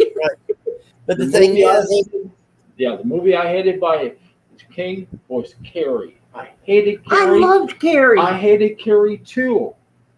well, I did enjoy the storyline of Carrie. I did not like the original actors for Carrie. I I like the original actress. I don't like the newer actress. I don't like the newer one either. I think The one somebody in else. Carrie 2 just stopped. I thought the You're thinking Sissy Spacek, yeah, right? I think That's the original. yes, I think she did a better job than on the ones in the newer ones. Yeah. The newer ones, it's like they're not showing the emotion that she did. They're not putting the effort into it Right. that she did. Okay, now that he's on the King thing, I forgot to tell him the next Pet Cemetery movie's coming out soon too. Yeah, I gotta watch that one too. We both saw the preview for the next Pet Cemetery. That sounds good. Now, yes, right now, I am looking. Well, I didn't think you were cleaning. Okay. I mean, I got a lot of King. I really do. I know you do. You remind me of Paul's stepmom. She owns a mall. Yes. Well, I want to own them all. Now, this is the book I would say nobody needs to read of Stephen King. Elevation. It's got to be Elevation. Yeah, You I know? read it. I read it. In He's like 2 showing how days. thin it is too. Yeah, I read it in 2 days. And, oh yeah, it's just like thinner, a different version. It is, but it's a terrible version. And in my opinion, the only reason he wrote it, he was under contract to write so many books, so he just kind of threw that one together. That was a flop. Okay. I went to find. Christine. And I did it. Bunker. The thing is, the prologue in part 1, Dennis Teenage Car Songs. Mm-hmm. Part 2 is Arnie Teenage Love Songs. Okay. Part 3 is Christine Teenage Death Songs. Gotcha. And whatever you do not watch the movie we tried watching today, The Flash, the new movie. Yeah. It's about everything but him. They talk about everybody but him. It's supposed to be his story, and the guy they got playing him is terrible. I'm still watching it, you know. Oh, I know, but the guy they got playing him, the guy in the TV show was a perfect Flash. Yeah. Right. The one in the movie is, where the hell they get this? You know what? I'm not going to say the word, but this guy has a below 0 IQ. Here's some of the chapters' names.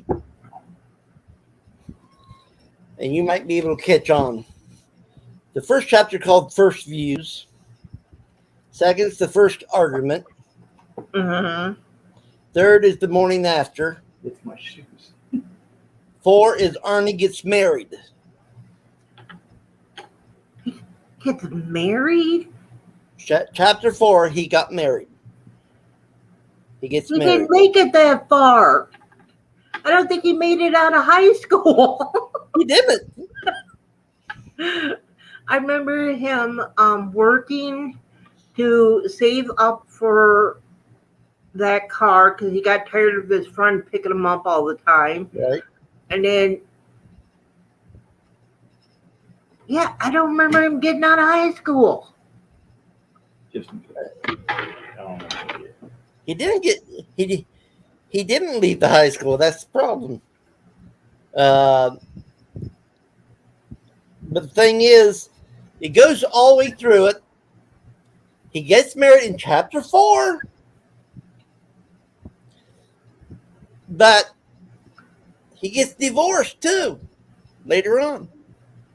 Because the wife Doesn't like the car. jealous of Christine. And well, Christine got jealous of the wife was trying to kill her. I think they're both jealous of each other. But the thing is, like I said, there's only really 2 chapters in this whole book that's based on that because it's only 2 chapters about his high school days. You know what I would think would be a good movie? If they showed how Christine was created. Yeah. I don't know if they talk about that in the book because I Well, I Not don't know really because I haven't read it, but in the movie, it was supposed to be the old man's wife getting killed in it. I don't remember that. It's been years since I've seen that movie. So Well, I can't say the old man, but it's either the old man's wife or the one of his friends' wives. And but yeah, but I would watch that. the Yeah. making of Christine. So, but yeah, I mean, I need to put this on my reading so I can get going with it Yeah. and tell everybody how bad the movie is. For those of us who could remember the movie. But they're supposed to be. I mean, they were supposed to make a remake of it, and I don't think it's ever happened yet. I don't think so, but they have done quite a few of the Carrie movies.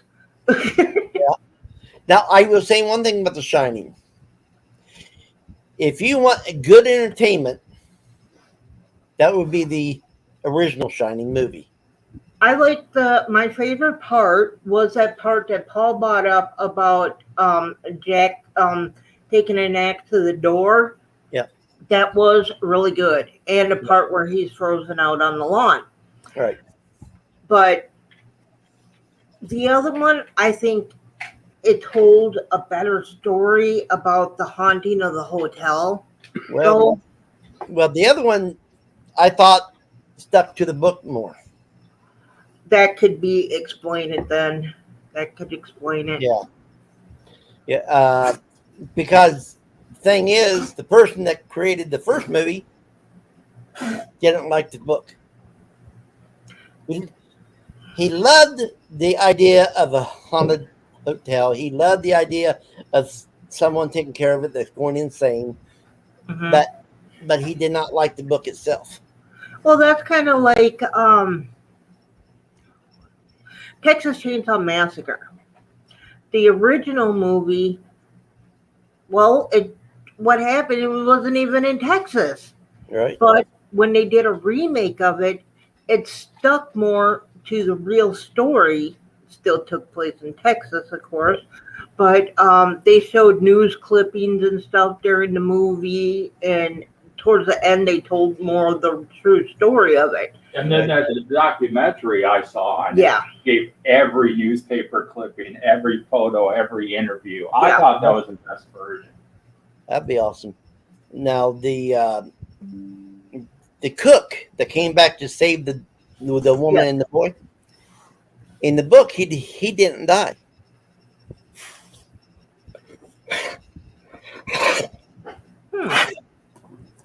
He actually got them away from there, got them set up in another state and stuff. Area. And if you read Dr. Sleep, that's the first part of the book, is telling what happened with them and how close the cook and the boy got because the cook had the same power. Yep. The same power as the boy. So I got a little bit ticked off when I found out that the movie got it wrong and killed Scatman Scruthers. Because I like My Scatman. dad hated horror movies, but this is the movie he loved. Ben? Ben, about the rat. Oh, Ben's good. He loved Ben. Yep. I Well, watch those type of movies. Me and rats don't get along. now the thing is, the boy I say is my grandson because I kind of adopted his mama as my daughter, not legally, but Yes. and me and my second wife had him from the time he was born. Yeah. I mean, the first 3 years of his life he was with us, Yes. and until me and her split up and stuff, and then it was, and I mean he did go through the thing where he thought that we didn't love him and it was his fault that we split up and stuff. But I waited until he got older and explained to him about David and stuff. Yeah. But his favorite movie, by the time he was 2 years old, Mm-hmm. was Jeepers Creepers. My son could not stand the Jeepers Creepers or the Leprechaun. He was deathly afraid of those movies. All right. Which, being my son, you'd think it'd be the complete opposite. Right. I taught my son every time we watch a movie, say this is all fake. Right. Every time you see something scary, just laugh at it. It's all Right. fake, it's not but- real. My favorite rat And- movie with Christian Glover, Willard. And Willard. Willard, I love that movie. and then but there's this one night he was spending the night at a friend's house, and he got brought home because they were watching the Leprechaun movie, Mm. and he started having nightmares. They brought him home, and well, my idiot brother-in-law hides when my son comes up there, and he comes in the apartment. We're sitting there talking to him, and he starts walking to his bedroom. My brother-in-law jumps out, I'm the leprechaun, just freaking the living crap out of him, and it's my son has a problem with horror movies. But the thing is, this boy was raised up with, around me for the first 3 years, and I'm Yep. horror. Yeah. I like all horror. And, but because his favorite movie was Jeepers Creepers, Mhm. and he was acting up after me and my wife split up and he had to stay with mommy. He was Yeah. acting up. The school psychiatrist said it was because of Jeepers Creepers. He was having nightmares and stuff of Jeepers Creepers. And the thing is, that boy would sit there and laugh every time somebody got killed. Mm. That might be a problem. Well, the thing is, I think he laughed because I laughed. True. Because it's the way that they killed him that was funny. It's not that they died, it's just the way they did it. But did you explain that to him? Yes. I always explain everything to him. Oh, because And- I was thinking that if he saw you just laughing because someone got killed, Mhm. he could be laughing for the wrong reason. But no, that's one thing I was with him and his older brother is Mhm. if anything like that, I always set him down and explain to him afterwards that it's all fake and Mhm. and they're still alive Yeah. and I and everything explained that else. all to my son as well, but Yeah. some I of just them he could handle, but others he could handle Texas Chainsaw Massacre, but he couldn't handle Leprechaun. Oh, Texas Chainsaw Massacre 2 was one of the funniest movies I've ever seen in my life. That movie was hilarious. Yeah. Now the thing is, my son, his favorite movie was House of a Thousand Corpses. I'm not a Rob Zombie fan. Um, Actually, And the only the Rob thing Zombie is- movie that was ever good was Halloween. With the one The thing is, that's the movie that they try to get banned. Yep. Then my sister hates horror movies. Her husband bought her not only see that one, but 13 Ghosts. I love 13 Ghosts. 13 Ghosts was good. I loved liked it too, but my sister, she It was freaks funny. when it comes to horror movies. It was funny. I mean, I loved. I mean, I did laugh with that the lady, Mhm. the lady ghost. Yeah. I loved how they made her move and stuff, and I Oh, laughed my butt off at her. What made me laugh is, okay, I wasn't actually thinking of the story in the movie because I kind of already knew what was going to happen. What I was thinking about is the guy in there that was in there played Shaggy. Right. That's what I was thinking about the whole movie. You gotta play Shaggy. Is And one my of the- sister kept asking me, "What are you laughing at?" I was like, "You wouldn't understand."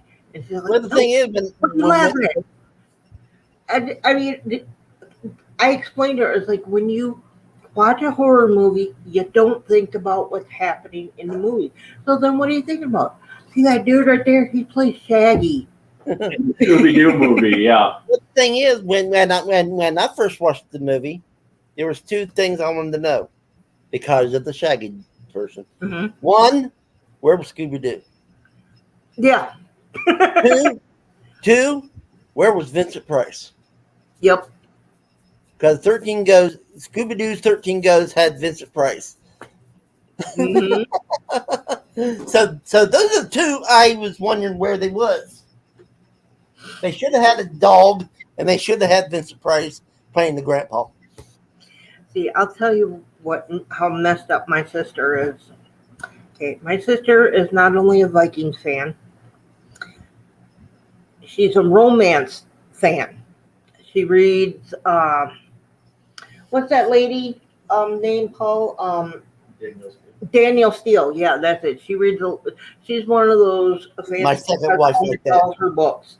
Yeah, I have a couple of her books. Okay, and I've read a couple, but that's not my genre. But I have read a few. But she's like you and your Stephen King books, gotta have them all. It's like No, that's Pokemon. Gotta have them all. but that's how messed up my sister is. Right. Now the thing is, you can tell me I'm wrong, but I still say the best romance story I ever read was The Telltale Heart from Edgar Allan Poe. I have not read that one. But my favorite story, though, even though the first time I heard it was on The Simpsons, was The Raven. Raven Nevermore. Yep. At the time that I saw it, I didn't understand it quite, but then I went back and I read it. It's like, okay, I got you now. I think you got it from watching the Simpson version. That's his most famous. Yes. That's his most famous. Now, I have to go and try to find that book. Oh, yeah, I found it, I think. No, that ain't it. That's H.P. Lovecraft. Were you thinking romance? You're thinking when Jerry met Sally in the coffee shop. Oh, that's just wrong. I know. That was a slow movie. Yeah, but right in the middle of all those customers he was doing. You can say those were very open people. Oh my God.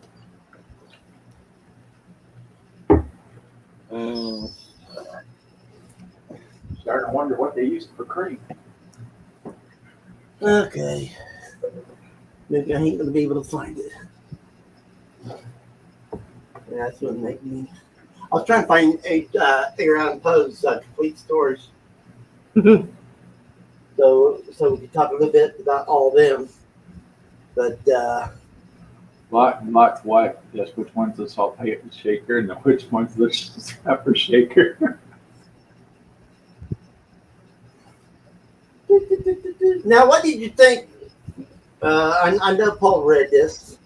What do you think of the Winter Humming by Dan Simmons? I don't think I've read that one.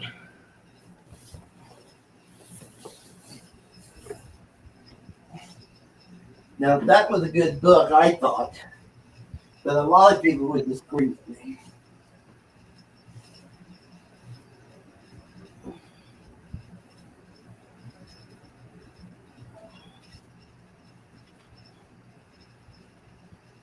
Okay. Oh. Yes, I got a bunch of crap running around here. Okay. I couldn't find that, but I did find a 2-movie collection, and they both are Pet Sematary. I loved both of them. Matter of fact, when I watched the second one, I couldn't decide which one I liked more. Right. Now, honestly, I hate it when the boy gets killed. The little one? Yeah. I felt bad, but I still love that part. I played with mommy and I played with this. Now I want to play with you. Yeah. That's my favorite part. Now, I do have that book. And the book really there's a lot of stuff that the original movie did not have in it, Oh, that's a given. and I mean the movie had it where he went walking and found the cemetery, Ah, so it's a and little different. and in the book it was the neighbor that took him there the first time to bury the cat. Not exactly. Yeah, Okay. I'm talking about in the book. Well, in the first movie, he kind of saw it, and then they had their neighbor over for lunch, and he said, "Well, what's that?" Oh, that's a pet cemetery. And then they took a walk, and he gave them a tour. So it was kind of both, a little bit of both. But the thing is, in the book, it was like 4 miles away up the hill. Yeah, they still had a little bit of a journey, but the way beyond, which it's on both movies, like why the hell is that a big ass walk? This dude told them it's not that far. It's not that far. Are we there yet? Are we there yet? But I did enjoy the book. I enjoyed it. I mean, I got both movies. Mm-hmm. I haven't got my. I really haven't brought myself around to watching this remake. I liked them both very much, and they're coming out with another version. Because I liked both movies, I can't wait to see the next one. But me, I think even on here, I think the first cat was more terrifying than the second one. Oh, definitely, I'll give you that much. But I'm looking more at the storyline Right. than what certain things, Right. like Okay. the cat. Now I can't remember the movie. So was he a professor? In which one? In either one of them. In Pet The first Sematary. one. The first one, yes, he was a professor. He was Because in the book, he's a professor, yes, he was a professor in the first one. and that's how he was hearing about the Pet Cemetery stuff. Um, And then that's when he talked to the old man, and the old man. the old man told them. Well, they took a tour through the pet cemetery, and then after they had that, they started hearing stories and whatnot. And then one of his patients got hurt, and he tried to save him. Mhm. And it kind of That's the Indian boy in In the book, there's a white guy in the movie, but it wouldn't surprise me if it was different in the book. he was a native. He was a native in the book, and the Pet Cemetery was started by his, the tribe he belonged to. So that was different too. Okay, I get it. So The neighbor did try to explain it to him. Yeah. So now, the one thing I did like about the neighbor in the first movie, mhm. and the thing is, I will admit this: every time I read anything about the neighbor, I saw the guy from the first movie, which played Herman Munster. Yes. Yep, that was him. And all through that book, every time you talked about him, that's who I pictured. Yep. Because I thought that was the best actor that they could have got for that part. The second one, most of the people, if you should pretty much know from other movies and stuff, like the dad was played by Tom Cruise's partner in Top Gun. Okay. I never watched You haven't seen Top Gun? Don't want to either. Tom Cruise is in it. Well, he was also a doctor on ER. Okay. He's been in a lot of movies and TV shows. I'm sure you would Yeah. recognize him. So, Right. And okay, the boy is the dude that was in Terminator 2, Okay. and okay, How old was the boy in the movie? I think he had to have been about 15 at most. See, in the book, he's like 2 or 3. Oh, and the first one, the baby, yeah, was about 1 or 2. Mm-hmm. So, I mean, he was just learning how to walk and all that stuff. The second one has nothing to do with the first one. So it doesn't have nothing to do with the book either. Okay. I mean, I always have to ask that. Maybe that's why I never watched it yet. I mean, I've seen previews of it and stuff, and I mean, I just read the book again, like last year or something. I haven't read the book, but I know I've seen the movies, both of them inside and out, numerous times. So I know them by heart. Now, like I said, I enjoyed the first movie. I never got myself to watch the second movie yet, but the first movie I liked it. Mm-hmm. The book I liked it. I liked the book better than I liked the movie, even though I kept picturing the neighbor as Herman Munster. And but the now I'd never seen the second It or It 2 or nothing like that, but the original It I've seen. Yes, so have I. I've seen both of them. Never liked it for me. I liked both movies, but both the It movies, but I think they did a better job with the original one than they did the newer one. Yeah. Like even Well, everybody says that the clown was better in the original. I agree with that. Tim did a way better job. As far as being scary, he did a way better job than the newer one. The newer one might have looked a bit more scarier, but as far as acting scarier, no, not at all. Matter of fact, if I met it in real person, I'd take my son up and ask for a balloon. That's about it. But now the book, when I first read it, when it first came out, Mm-hmm. this was back in the 1900s, I enjoyed it. I ain't going to say I love it, but I enjoyed the story. Yeah.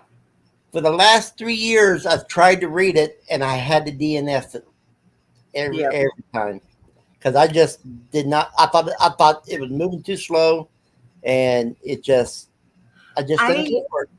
I'm not a Stephen King fan. I can't get into his books, especially the older books, because they're too repetitive.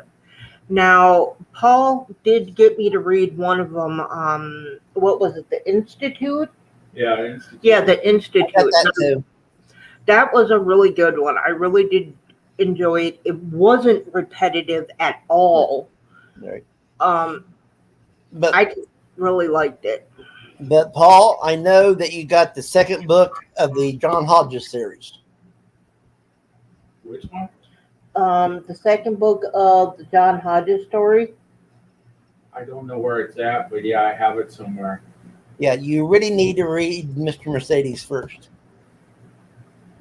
Okay, yeah, I have not read Mr. Mercedes yet. Now, the thing is, I will also say, even though when they brought it out as a horror. It was not a horror. It was a private eye story with a little bit of supernatural. I have a question for you. Yeah.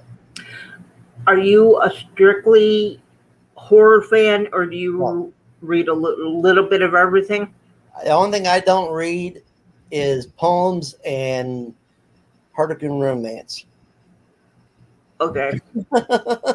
I touched on romance, but I'm not a poetry person, but I'm willing to try just about anything. the only poetry I like, honestly, is Edgar Allan Poe's because it's on more on the dark side.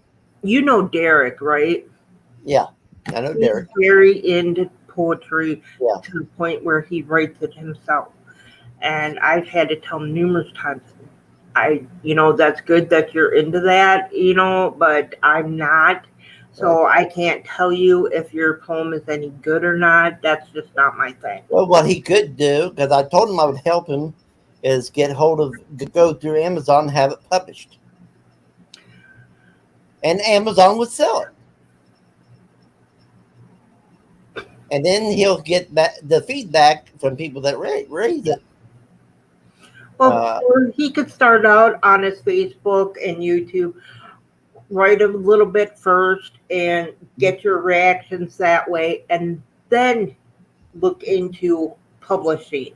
Right. I mean, personally, that's why I did the ebook first. Yes. And even though I thought it was awesome, and all the ratings and stuff I got from it was awesome. Yeah, not to interrupt you, but I do have a question. Yeah. Was it your choice to add other people's stories to your book, or was it something they just did on their own? That was Lawrence Everett that put the book together. Oh, okay, I get it.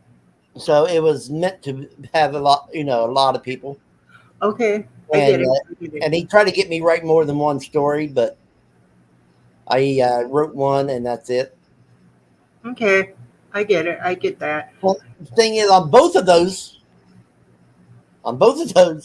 stories, people has always. I mean, one of the comments on my ebook was, "Is there more to the story?" They want more. Well, that's why I don't like the short stories. Because every time I tried to, even Kim Harrison's, I got a book with some of her short stories. The minute I start getting into the book, into the story, it ends. Right. It's like, I don't like that. I want the whole thing. Yeah. I don't want just a short story. Yeah. Now I did get people ask me, why wasn't there an investigation by the police? He said there wasn't. I just didn't want to talk about it. Sure. I was trying to tell a story through a dead man's eyes. Yeah. In that first story I did. Yeah. And what it was,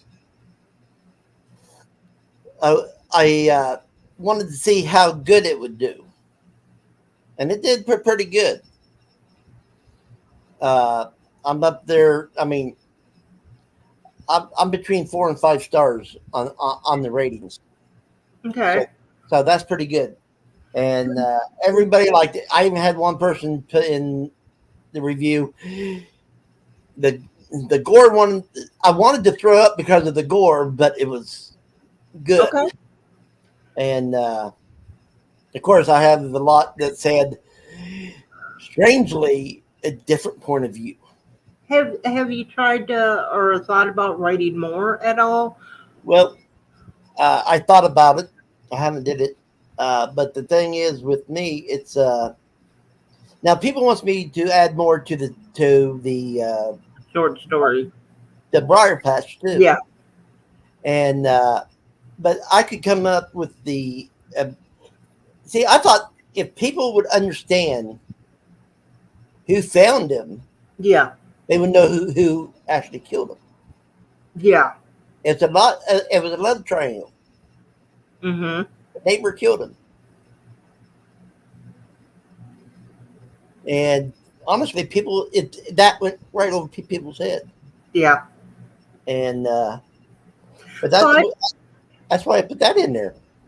Well, you also got to look at is when you're reading a book, what the author is trying to portray in a book, and what every person gets out of a book, it's always going to be different.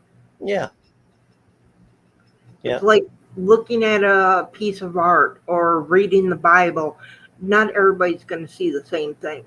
Right. Now, I did have now this guy didn't put the review up, but I talked to him, and he's a mortician, Mm-hmm.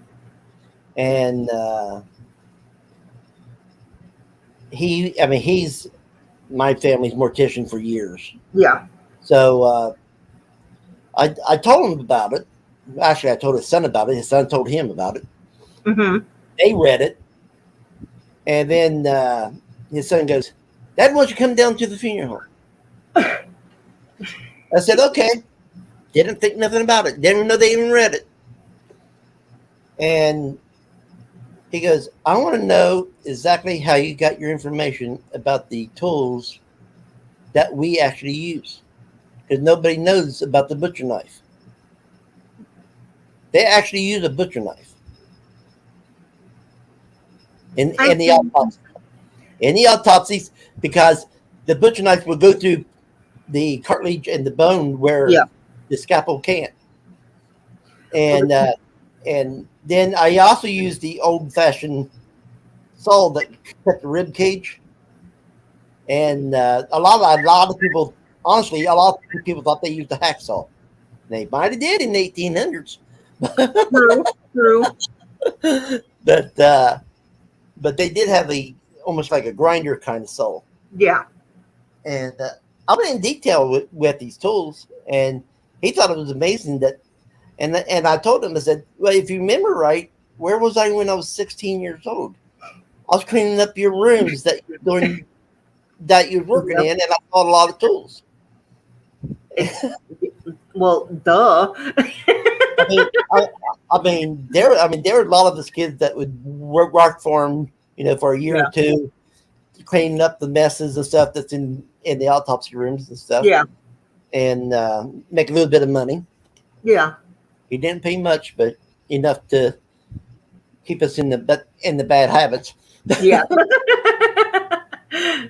But yeah, that's how I got my knowledge of it. Yeah. And plus, there's a few things I did look up. Yeah. And because I could not remember what, and I still can't remember what it's called, but I did name it that one thing that they put after they cut the rib cage, and that thing they put in there to spread you apart. I know what you're talking about. I forgot what that's called. I did too, but I did look up the name for that. Yeah. I talked with before my dad had his heart surgery, and we just happened to be watching a movie that was doing an autopsy, and they're like, "Well, hand me this, hand me that." It's like, "Oh, that's what that thing's called." Okay.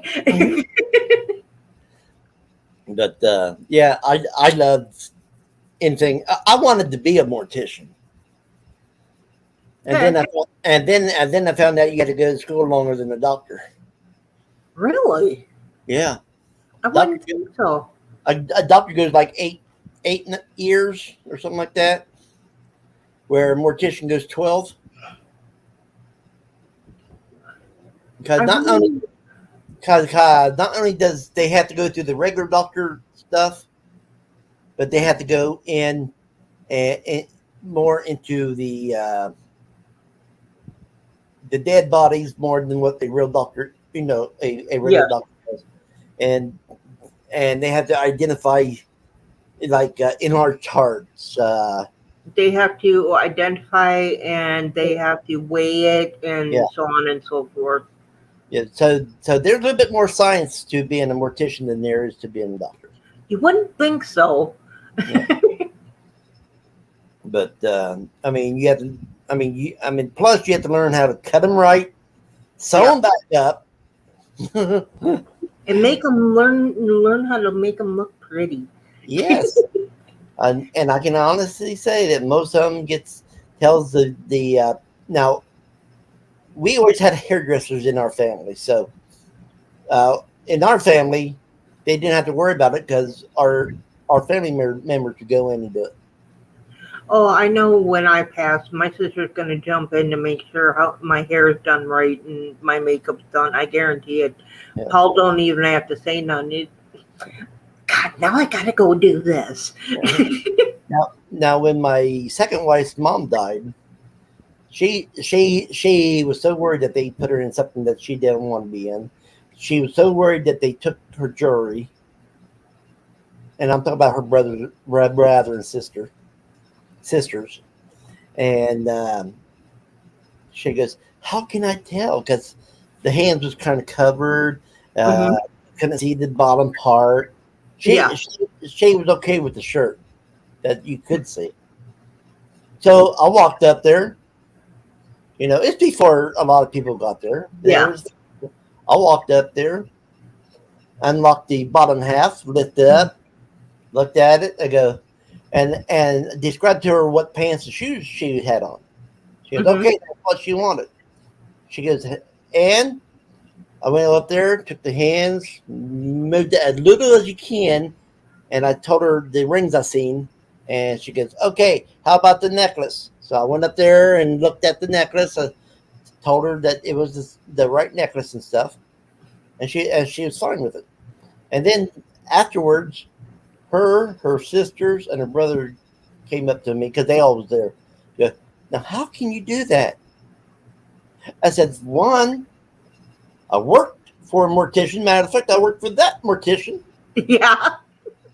Two, I deal with dead people in the nursing homes. Yeah. I'm used to them. Yeah. Doesn't bother me.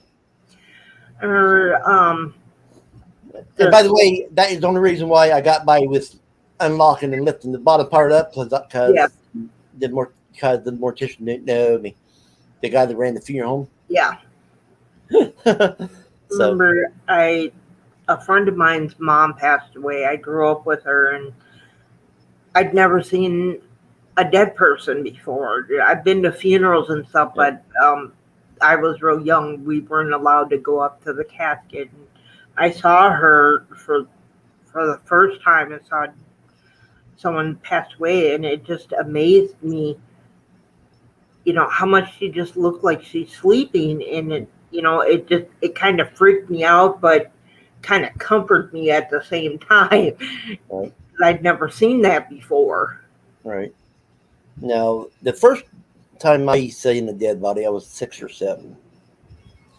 And we was walking. We live in a small town, and then we walked up to Perry Mason's. Perry Mason was on this side, and the kind of corner was the funeral home. Yeah. Well, there's people gathering over here for some reason. At 6 or 7, I didn't know why. I never been to a funeral. Mm-hmm. Well, so we went in. Mom did her shopping. We came back out. I said, "What's going on over there?" She goes, "Someone died, and they're saying their last goodbyes." So we went home, and I'd be darned if I didn't tell Mom, I'm going to go down with Buddy's. Buddy lived on the other side of the town.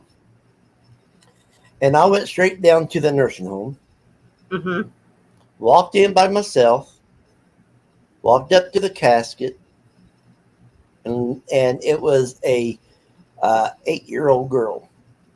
Oh. And me being 6 or 7, and then when I left, I went over to Buddy's and we was playing and stuff. I went home and stuff. Never thought of nothing. But that night I had a nightmare that she was coming after me and going to kill me and stuff like that. And the next day I told my mom. She goes, "Well, why did you go there?" I said, "I wanted to see what it looked like. I wanted to experience it." She goes, "That's a good thing, but you should have had an adult with you." Yeah. And I said, "Well, I didn't think you would go." She goes, "I wouldn't because I don't know those people." I said, "Well, that's why I didn't have you go with me."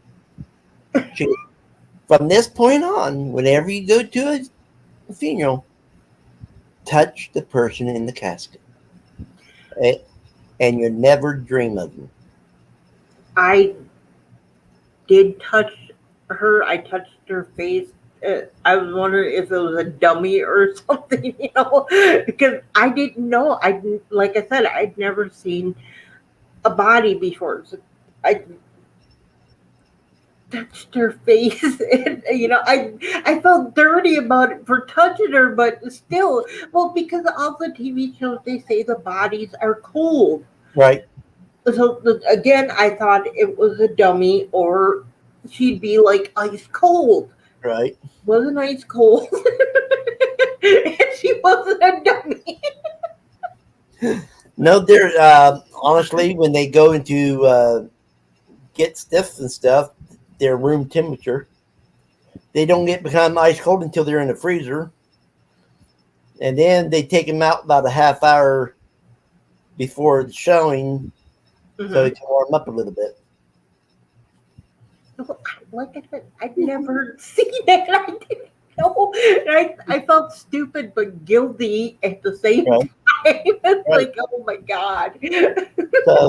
So everything I went to after that, I either touched him, or if it was a female in our family, I'd kiss him on the head. And I never had another nightmare about a person that at the funerals. I'd never heard of kissing them. Yeah, Never heard of that. it's the same thing as touching, but you're showing the family respect. It's kind of like a mafia thing, Ah, gotcha. but it's an Irish tradition. Some people will pour alcohol on the grave. Some people will put coins on their eyes. There's different traditions in every culture. Right. Well, the reason why they put the coins on, because the eyes won't stay shut usually. Well, that's part of it, and some cultures, it's when they cross over, so they have wealth. Yeah. Now, I this one girl, I felt sorry for her. I was on a different hall with him, and I heard the code about the person passing over on that hall. The girl, this was that girl's second day at work. Mm-hmm. She was like 18 years old. Never worked in that field a day in her life. It was her patient. Oh no. And I walked over there because I told my partner, I said, since we have most of this done, I'm going to go over and see if I can help. Mm-hmm. And I walked over there and asked the nurse, I said, you need any help? I said, because the person on that hall, this is her first time. Mm-hmm. And she goes, how do you know? I said, because this is the first job she ever had, and she's only 18 years old. So she goes, well, if you want to. So she went and told her that I was going to go in there and do it. Yeah. I was going to go in there by myself and take care of the whole thing. Yeah. And I told her, I said, no, you're going in with me. You need to learn how to do this. You need to see what's going on. Exactly. And we walked in there, and she was just looking there, stiff as a board. I mean, she was more stiffer than the patient. Yeah. And I went in there, took off the pajamas, got the pair of scissors, cut them, took them off, and threw them in the garbage, and got him totally naked, washed him off, because that's our job. We washed him off and stuff. And sometimes when you hit a certain nerve in the arms and stuff, they will slap you. And he did. Because I don't know why, but every dead person I ever cleaned up slapped me. Because I always release that muscle. But that freaked her out. I said, it's just nerves. It just is nerves. I said, it's nothing there. And then I said, go. Did the family have anything that they wanted him to wear? And they said, well, they wanted him to wear this for the shown in the funeral, but they wanted this if he died to go to the funeral. So I took that there, and I took the shirt. It was a dress shirt and pants. I took the shirt, I cut the back, put it on him, because the only thing that's connected is the color. Even when they're in the casket, the only thing connected is the color, Why is that? because you can't move stiff limbs. Gotcha. And then you slip it over them and stuff, and put it over their head, and tuck in, to where Yeah. nobody can tell. And then the pants, you cut the leg straight up, Yeah. put them on, and the waistband is about the only thing that's still on there that's any good. Yeah. And tuck all of that stuff in, and then I put the socks on, and I knew already that the person that's coming to pick them up, they did not like shoes on them, so I put the shoes on the bed, Hmm. and because I guess it's very hard for them to take the shoes off, and there's a lot of times that they're swelling in the feet, Yeah. and they have to cut the shoes off. And usually a lot of these people only had one pair of shoes. Yeah. So, and then I stayed there with her and waited on the people to arrive. And finally, the guy came and rung the bell. Clear at the end of the hall, Mhm. the only people that's allowed to use it. and I yelled up at the nurse. I said, I need that alarm off. And she turned off the alarm. I opened the doors. He came in with the gurney and stuff, walked up there and stuff. And I go, he got it up there, and I go, now I turned around to the girl. I said, now here's where you're going to have to help. I said, we helped him get him on the gurney. And they would take one in, and then the aide would take the other in, lift him up, and put him on the gurney. Yeah. So I made her do it. And she came, and after all that stuff, she sat down, and we were drinking some coffee. Well, she was drinking a Coke, and I was drinking coffee. And Yeah. she, how could you do that? You didn't blink an eye. You didn't sweat. You didn't. I said, do you think this is my first time? I said, I came down here because I knew that this was your first time. Yeah. I said, I've been doing this for, at that time, 22, 23 years. Yeah. And I got used to it. She quit the next day. I think she would have been a great aide, but she could not handle the death because she did not know aides had to clean the dead people up. I think she saw all the work that has to go into it, and it scared her. Mm-hmm. But the thing is, I've had a lot of people walk out on me during the deaths. Hmm. But the thing is, it's just normal, especially when they're young like that. I saw this news report a while back. This nursing home had a pet cat. The only time it would go into the people's rooms if they were going to die that night. Right. And they thought it was weird and a little creepy at first, but after a while they just got used to it. I think it creeped out the people that were going to die more than it did the aides. Honestly, now I got stories on that one too. Mm-hmm. Every medical facility Mm-hmm. knows about the Blue Man Okay. because we've seen him more than once. And what it is, it's a man. And when we see him, you never see the face. Okay. But he's always wearing a blue suit. So he's called the Blue Man. Okay. And my very first job Okay. This Mhm. was my very first job as an aide, and that was in North Carolina. Very first time. I was there maybe a week, and I was Okay. sitting at the nurses. I was at the nurse station writing in the reports and stuff with with the girl that was there, and we was writing, and I looked up, watched him, saw what room, and this person never got visitors. I mean, he came from outside, Yeah. walked through, went to her room. She never gets visitors. Yeah. And I said, "Did you see that?" She goes, "What?" I said, "A guy in a blue suit just went to Mrs. So and so's room." She goes, "Oh shit."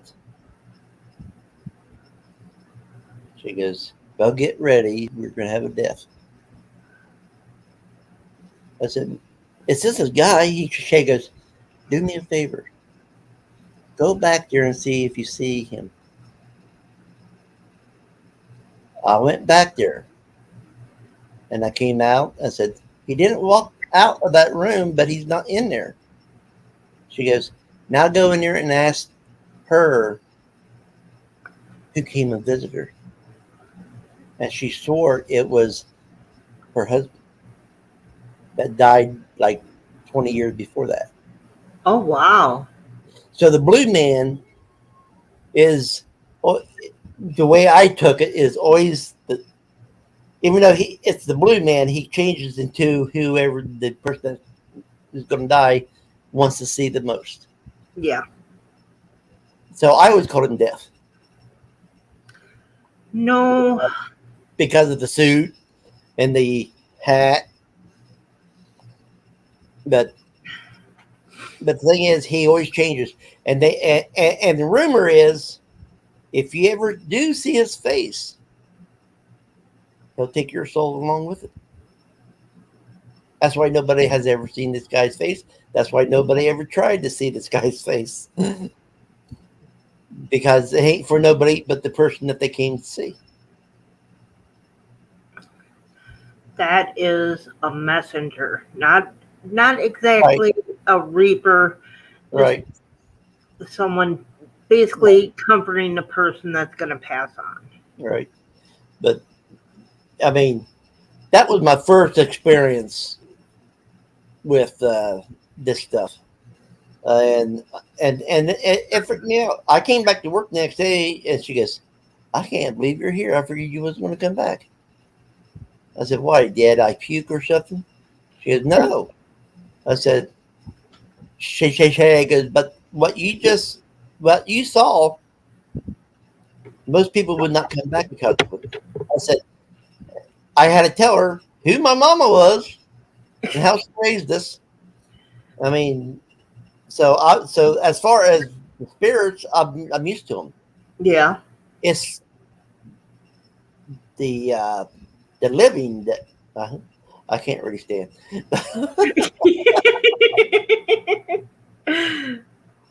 But yeah, so it's however you really want to take it. Now, most people, the thing on like my niece is an aide, and it breaks her heart and stuff like that when she loses a client, and she goes, "Uncle Paul, how did you do it for 26 years without showing emotion?" I said, "The main thing you have to remember is you don't have emotions. You are that person's best friend while they're alive. You are there to take care of them while they're alive. But as soon as you're done cleaning them up and getting them ready to leave in their final ride, you totally forget the name." I said, "That's how you get through with it." And she goes, "What did you do when you heard it?" I said, "Myself?" I said, "I started going straight down the hall, humming, 'Another One Bites the Dust.'" I mean, most people think that's terrible, but the thing is, that's how I handled it. Well, That's or better, that's better than humming "Highway to Hell." well, I don't think that song was quite out yet then. But the thing is, yeah, I always hummed that song as I was going there to take care of it. But if you're like me, you would end up crying anyways because you feel that person's pain. Well, the thing is, that person don't have pain no more. That is true. But You feel sorry for the living. that could be where the pain is coming from. Because Yeah. I feel emotions. Now the thing is, when family comes in and I have to deal with them, yes, I show emotion in front of them. I feel other people's emotions and a physical pain. Right. That's kind of hard to get rid of that. But somebody asked me, maybe it was your husband, but someone asked me on a live, what book was closest to my life? Okay. Okay. And it didn't take me long, but I said Dr. Sleep. Because he always relieved the pain that they was going through so they could pass quieter in, Yeah. on into death. And that's how I felt that's what I was doing for them. Because no matter how much pain they was in, I would put my hands on them and concentrate and talk to them and stuff. And then they would calm down, and they wasn't acting like they was in pain. And then shortly after that, they would pass. But I had this one client. Nobody thought she was going to die. For one, because she was still in halfway decent health. She was old, but she still could walk on her own and all that stuff. And she sat up in the bed when I went in there to take care of the person. Yeah. Because she took care of herself. I went in there to take care of the person that was her roommate. And while I was over there, taking care of her, she sat up in bed and goes, Paul, you know the Bible, right? I said, yeah. She goes, I want to do scripture war. And that's where you try to quote, the scriptures back and forth. And we were doing that while I was working. Yeah. Stuff.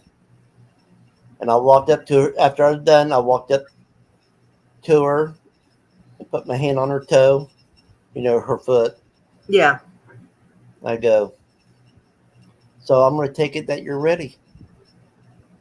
She goes, yes, I'm going home today. I said, I'm glad. I said, I hope you have a peaceful dream. Walked out of there, got up to the nurse's station, and I told the nurse, Yeah. I said, you better get down to the room, room number and the person's name. And I go, and they go, what for? I said, because by the time you get there, she's dead. And by the time the nurse got there, she was dead. Yeah. But she had a smile on her face. Yeah. Sometimes that's all they need. They need permission. Now, how many family members are going to give their loved one permission to go ahead and go? Not many. I do. But then again, I'm more of a sorry people says. But I know that a lot of the times they need permission to pass on. Because they're worrying, because even though you're worrying about them, they're worrying about their little babies, their children, their loved ones, their husband, their wife. And what are they going to do without me? Kind of thing. Yeah. So someone needs to go up in there and give them permission to go. It's okay to go. Can't ask a loved one that question because they would want them to stay. has Well, to be right. Except for me. yeah, it has But- to be someone that can give them that permission. But the thing is, I don't look at death like everybody else. Exactly. I look at death as ending one life and starting a new. Yeah. And thing is, all of us is born to die, Yeah. but all of us is going to, like me. I'll say if I refuse to die, it's going to be because I'm worried about my sister. Nobody else. I'm just worried about my sister. I know you are. And so she would be. I would have to have permission from her, and she would give it to me. Your sister's the closest person in your life right now, isn't she? Yep. I mean, that's why I moved down here and gave up my life, because she was going through depression real bad, almost got hospitalized. So, yep, my sister is the top person in the world for me. Yeah. So that's just part of life, though. Yeah. Everyone has that one person that is above everyone else. Right? And then they also have that one person they care about but don't want to be around. Right. For me, that's my sister. Right. But as my top person, that's Paul. Right. And As much as I care about you, Yankee, you're not the Paul I'm talking about. no, I didn't think so. That's a good thing about me. I mean, I can give strangers permission all the time. I don't have to give nobody that likes me permission, because nobody does. I mean, there's always somebody else in, like my sister. She loves me, I know it, but I know her top priority is her two boys. Yes. That's her top priority, and I'm fine with that. Yeah. Now my brothers,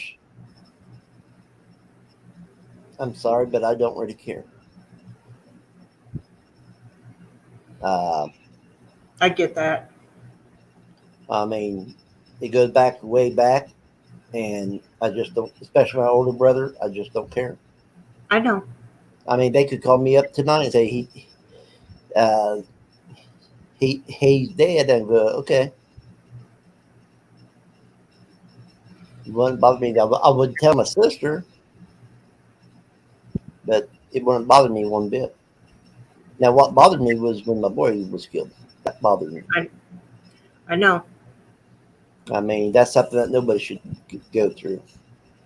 I agree. So, but anyway, it's nice talking about Halloween, ain't it? I'm like, it's serious. But I know. Sometimes, though, we all just got to vent a little bit, get deep down to let it out, but then you got to get back to reality. Okay, we're talking about Halloween and the stuff. So I get it. But the thing is, every horror thing you can think of, somewhere in life, someone can put it to real life. Yep. Paul has told me horror movies do come from a little bit of truth. Yeah. Not the complete story, but it come from the truth. Right. Well, take Dracula. Yes, Dracula. I had a book called Dracula Was a Woman. And what Bram Stoker did was he based Dracula on Vlad. Yeah. But the blood part came in from what's her name, Lady Chantry, or something like that. What's that lady's name? Bathory. Bathory. Yeah, where she would take the blood and wash because she felt it would make her stay young. Yeah. Bram Stoker took the impeller part from here, took the blood thing from her, put it in, and came up with Dracula. But Dracula had to drink it instead of bathe in it. I get it. I get that. I understand that. I kind of put two and two together a while ago, especially once I heard of Vlad. Once Paul told me that story, then it's like, okay, I get it. Well, here's something that a lot of people don't really understand, even though it's been told. Vlad, when he was a little boy, he was captured by the enemy, I heard that story too. and he was sexually molested. I didn't hear that part of the story, but Yeah. I did. Yeah, Elizabeth Bathory. Yeah, Elizabeth Bathory. but yeah, I always forget her name for some reason. But Born August 7th, 1560. yeah, Dang, that bitch is old. Died August 21st, 1614 in Slovakia. I think she got you beat, Yankee.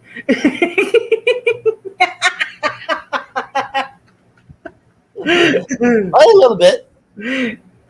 But She lived 54 years though.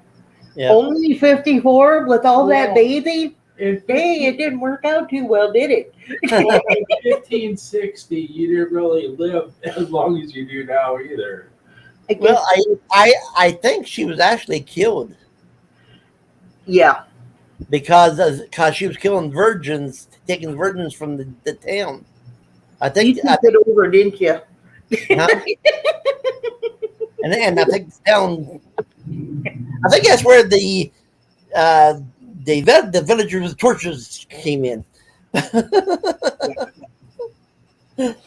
But even Frankenstein's supposed to have a little bit of truth in it. Yeah. Of course, the truth there is a giant of a man. From what I understand, okay, a giant of a man that was, I don't like to say retarded, but mentally handicapped, Mentally ill, yeah. and he was easy to piss off. Yeah. And I hear that that's where it was based on that guy, but saying, what if somebody put this guy together from dead parts? So, I mean, if it's true or not, I don't know. I mean, I would have to ask Mary Shelley, and so far I haven't met the lady. Here's And the I- scary part. Scary part, there are descendants of Elizabeth Bathory that are still living today. Yeah, Yeah, Yankee.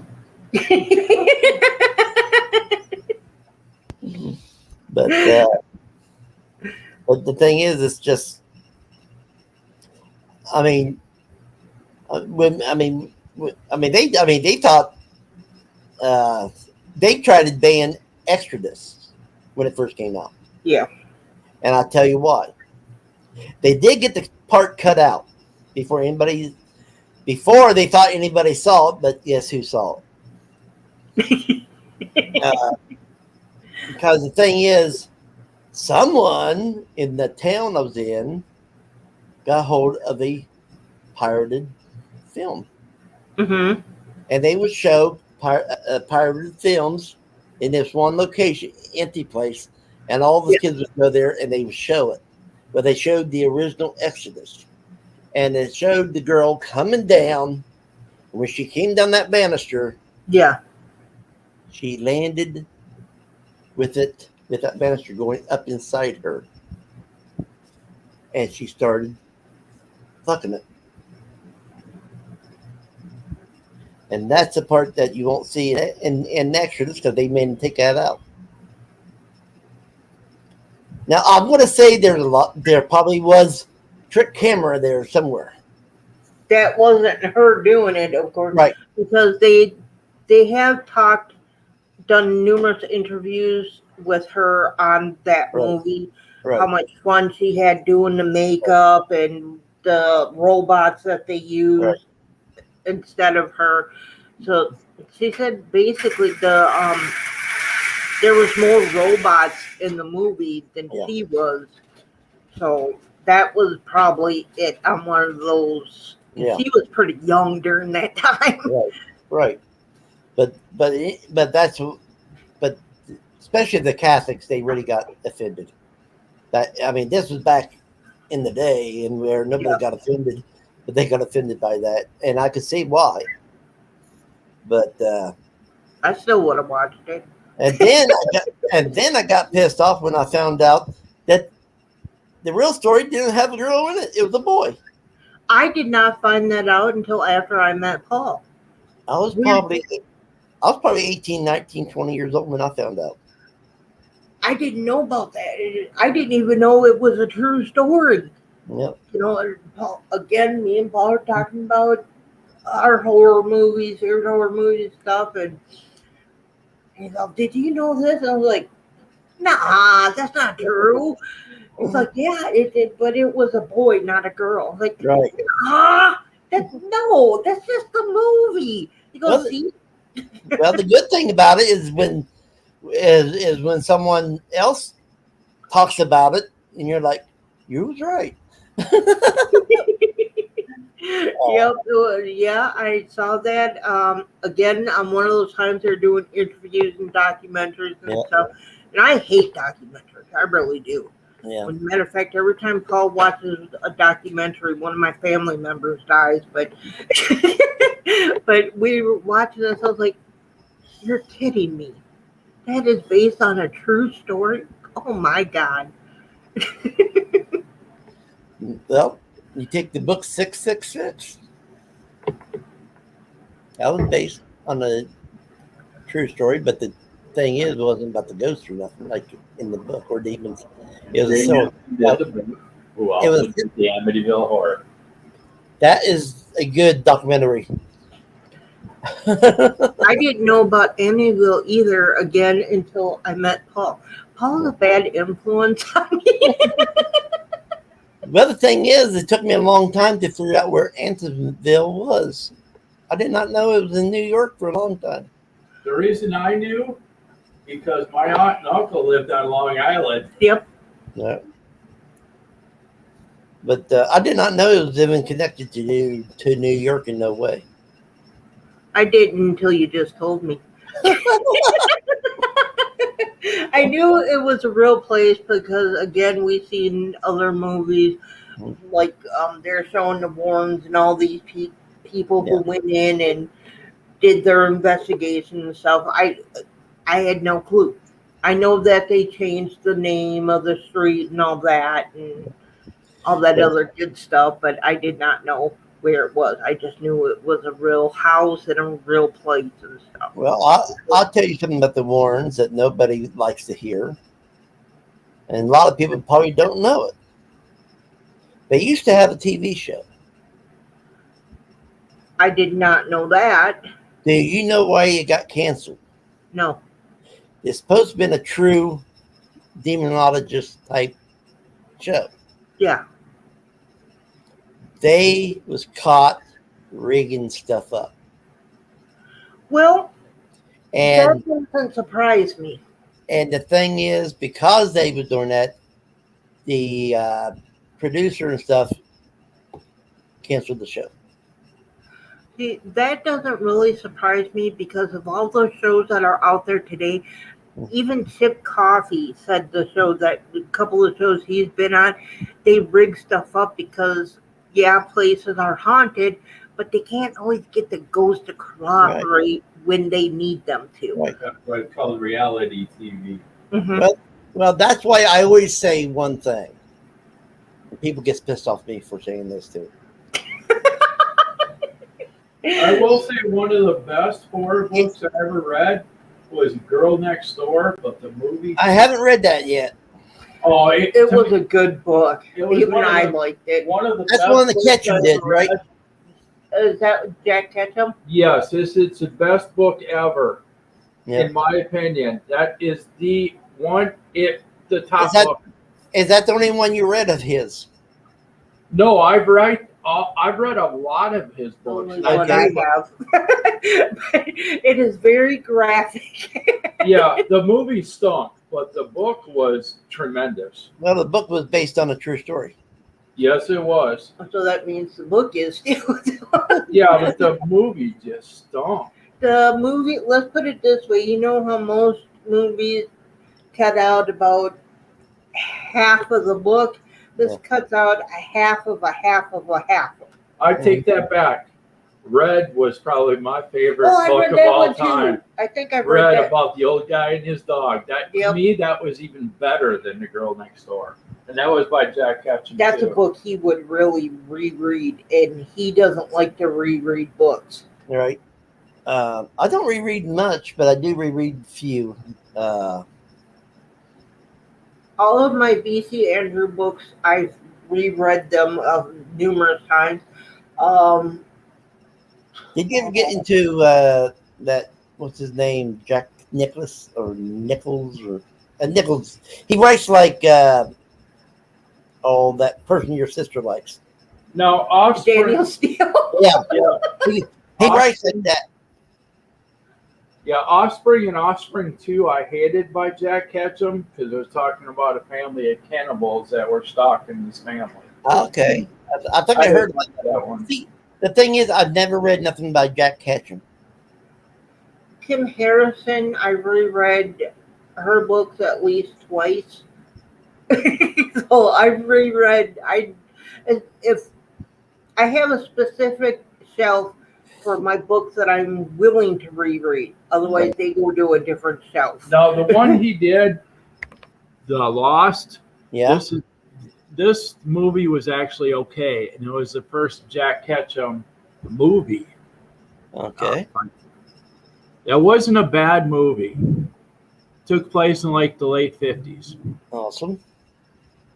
The book was okay, but I actually thought the movie was better.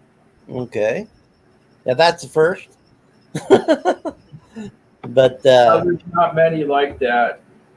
now, did you read Thinner? I have not, but did I you? have read it, yeah. Did you watch the movie? Yes. Yes. Did you like the movie or the book? Actually, I like both. I like the movie. I haven't read the book though. Okay, but did you see where it went all away from the book in the movie? Yeah, but it's been a long time, so I don't remember. Okay. In the book, she was not cheating on her husband. In the movie, she was. You pay too close attention to that stuff. No, Erica, she'll point out something that's like, hey, that part of the movie. Was not in the book. He gets mad at me because I tell the end of the movie before we get to it. I Or- can't help it. or you can know that was computer animated, or why is that little piece of footage or that little area in that shot when that shouldn't be in the shot of the movie. I can't help it. Well, here's the thing about me. If I watch the movie without knowing it's a book, I'll watch it. And then when I find out it's a book and read the book, I'm pissed off about the movie. Yes, I've done that too. Like, But the thing is, if I read the book first, then watch the movie, I'm finding myself, that didn't happen, that didn't happen. What happened to this part that did happen? well, like, everybody knows I've read the 50 Shades of Grey books. Mm-hmm. And because on the radio, they kept talking about it, kept seeing the commercials, and we went to the library, and I was like, oh, okay, I'm going to get this and find out what all the hype is about. Mm-hmm. Well, I read the book, and then I found out there's more than one. Then I And found out there was movies. The movies sucked. I got pissed at the movies because they sucked compared to the book. I Right. know you like westerns, so this is probably the one you want to start with, The Crossing. Okay. It Jack has to Ketchum do did with Jack Ketchum. It has to do with western horror. Okay. But 1848, when the Mexican War ended, is where this starts. okay. See this book here the Mexican War is just starting in 1846. Oh wow. And he So actually did one real Western that was not horror. okay, So, The Trail to Nowhere. that's good though. So have you read both of those?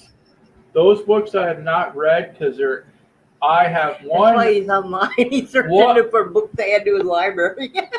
One, I'm not really big into Westerns. But Right. I have read a Western horror that was pretty good, and I forgot the name of it. Right. Now the thing is, a friend of mine did a supernatural Western, and the funny thing is he doesn't know crap about the supernatural. He does not like horror, Mm-hmm. and we used to throw ideas at each other Yeah. that we want to write, and this is what got me out of writing. Is talking to him, and he would put me down no matter what. Yeah. But then he wrote a trilogy of a supernatural Western that I told him, and everything I told him was in those books. Yeah, this is the one I did read by M. Ennenbach, Hunger on Chisholm Trail. Yeah, That was actually really well done. right. It got me into Western horror, and I'm not into Western horror. It is a little bit of a splatterhouse Western, Right. but the way it was wrote, it was Right. great. But now the vampires was different in his book Mm-hmm. because I was going to use the psychic vampires. Where have you ever watched Captain Cronus? No. That vampire sucked the youth out of the young to stay young Ah. instead of drinking blood. As much as I hate to bring it up, the Twilight series, the thing that they did have in those is each vampire was different. Right. They were all super sparkly and whatnot. Some were psychic, some craved for blood, some didn't. They were all different types. Right. I did like that about that movie. I wasn't a big fan of the movies. I still haven't touched the books yet, but I like that they were different types of vampires. I'll tell you something. One kind. Yeah, one was blood, one was psychic. I'll tell you something that you might not know. Then, since you brought up, what was it called again? Twilight. Yeah, I keep forgetting the name. Since you brought that up, and 50 Shades of Grey. Yes. 50 Shades of Grey was actually, when it was first wrote, was fan fiction of the Twilight series. I had heard that, but And different authors. and the person sent it to this author, and she threw it out, didn't want nothing to do with it, and told her no. So she changed the title, changed the names in it, and came out as her own book. That, and she was there the entire time they were filming and was on set helping them do certain parts and stuff. But it was actually fan fiction. Oh, wow. But those books are so much better. The other thing is, I guess Twilight person liked a little bit of sex, but not that much.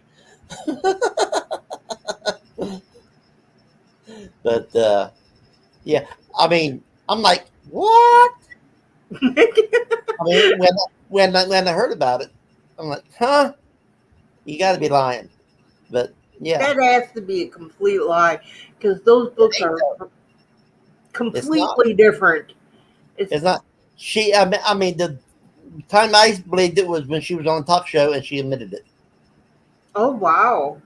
And she admitted, and she admitted that the author of the Twilight series did not like it, and told her that no, it could not be part of the Twilight universe. Well, okay.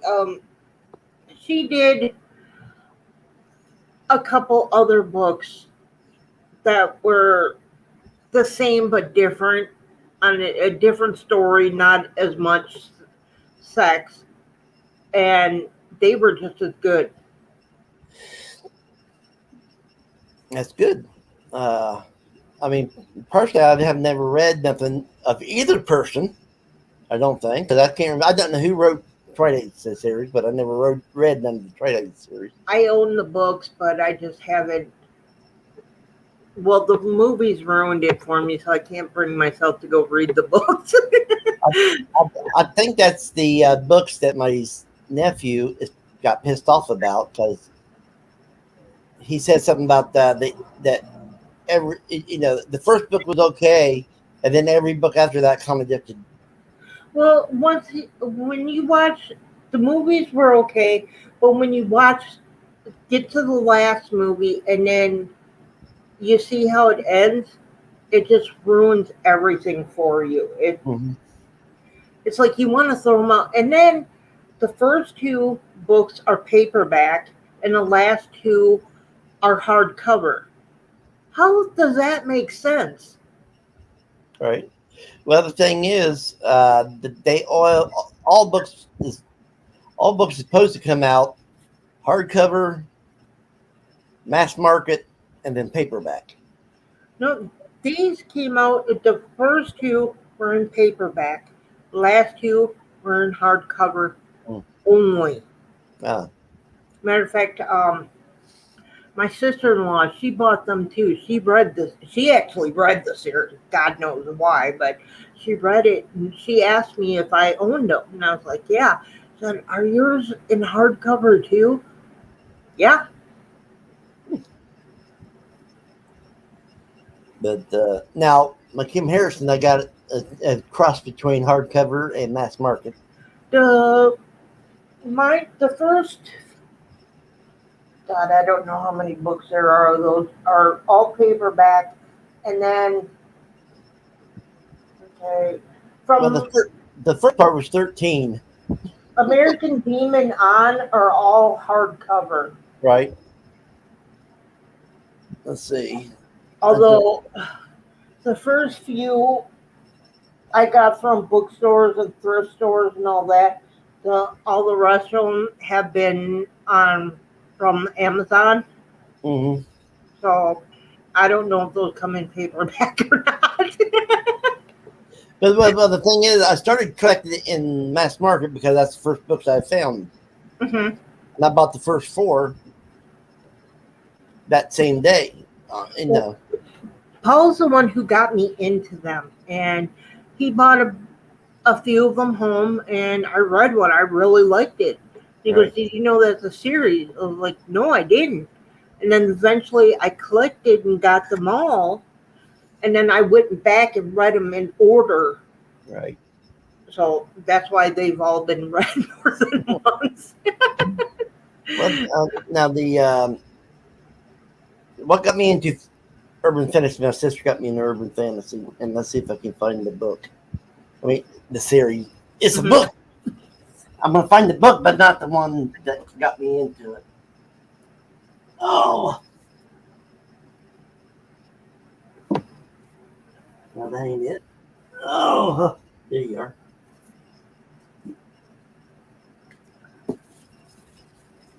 Okay. The book I read was from Patricia Briggs. Yeah. And online. I read the first 3 of this series. This ain't the book, but the first series. The first 3 books of the series, and I liked it. So I actually went to find more Kim Harrison. Yeah. For my own collection. I was just going to ask you, I know you started to read one of them from another one of her series. How do you like it? I liked it. It's really good. It is the second book. Or no, the third book. Yeah. and I liked it. I'm going to try to get the first two. I have them all three on a wish list, but I don't have the money right now to get them, so it'll be a while. The only thing I didn't like about it, honestly, is YA. Okay. You have to remember this is her YA series, Hmm. and I'm not big on YA. All right. But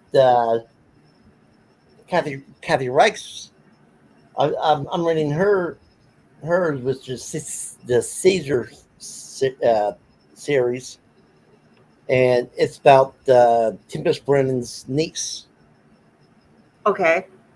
and her friends got infected with canine, talking about the canines, and they started having the smells. They can hear better, they can see at night better, and everything like that. And so far I've only read the first book, but I got the other three that I have up there because I don't read ebooks. Hmm. Now I don't. Now they, for some reason, she only came out with 4 books that was printed. Yeah. Everything else was ebooks. I'm kind of the same way. Like, Avicia Andrew, a couple of her books were Kindle only, and 3 of them I read, but the other one, I just can't get into it. It's different from all the rest, and I can't get into it. Okay. I'm not big on the whole ebook. I'd rather have the copy, the physical copy. All right. Now this here, the Cormoran Strike novels series. It's called Career of Evil. Okay. This is like the second or third book. I got. Oh, wow. I got the first 3, but it's from Robert Goldbrath. Okay. Have you ever heard of him? No, I haven't. Usually, I'm pretty set in my ways until Paul brings home a book and I'll go and read it. Dash is like a PI. Yeah. It kind of puts in mind of the Mr. Mercedes series. Okay. But Robert Goldbrath, Yeah. okay, is a fake name from a author that you have heard about, Okay. and that author is J.K. Rowling. Oh, okay. So Robert Goldbrath is J.K. Rowling, but this is the adult series. So her adult book she writes under this name, and her YA she writes under J.K. Rowling. I have a few of her books. I just haven't read any yet. Right. But it says right here, is Robert Goldbrath is a synonym for J.K. Rowling, best-selling author of Harry Potter series. Paul has read the Harry Potter series. See, I never read it. I never watched the movies. I watched the movie. I tried to watch the movies. Yeah, this is the 3rd book. Cool. The first one I got is Cuckoo's Calling, and the second one is The Silkworm. I haven't read The Silkworm, but I have read The Cuckoo's Calling, and I enjoyed it. But yeah, but it is Private Eye in England. So if you like Private Eye stories, now the thing is, go ahead. I do like a bit of mystery. Yeah. I do like that. Now the Mr. Mercedes series, which is the person I said, I keep forgetting his name too. I'm gonna have to reread it, the series, because I did give it a bad. I mean, I was giving them like 1 and 2s, and that's because I was pissed off. Because Stephen King wrote it. They built it as a horror. Yeah. And it was nothing but a detective series. Okay. A Private Eye series with a little bit of supernatural. Now, if you read what's that one book that came out? I can't think of the name of it. I got it running around here somewhere.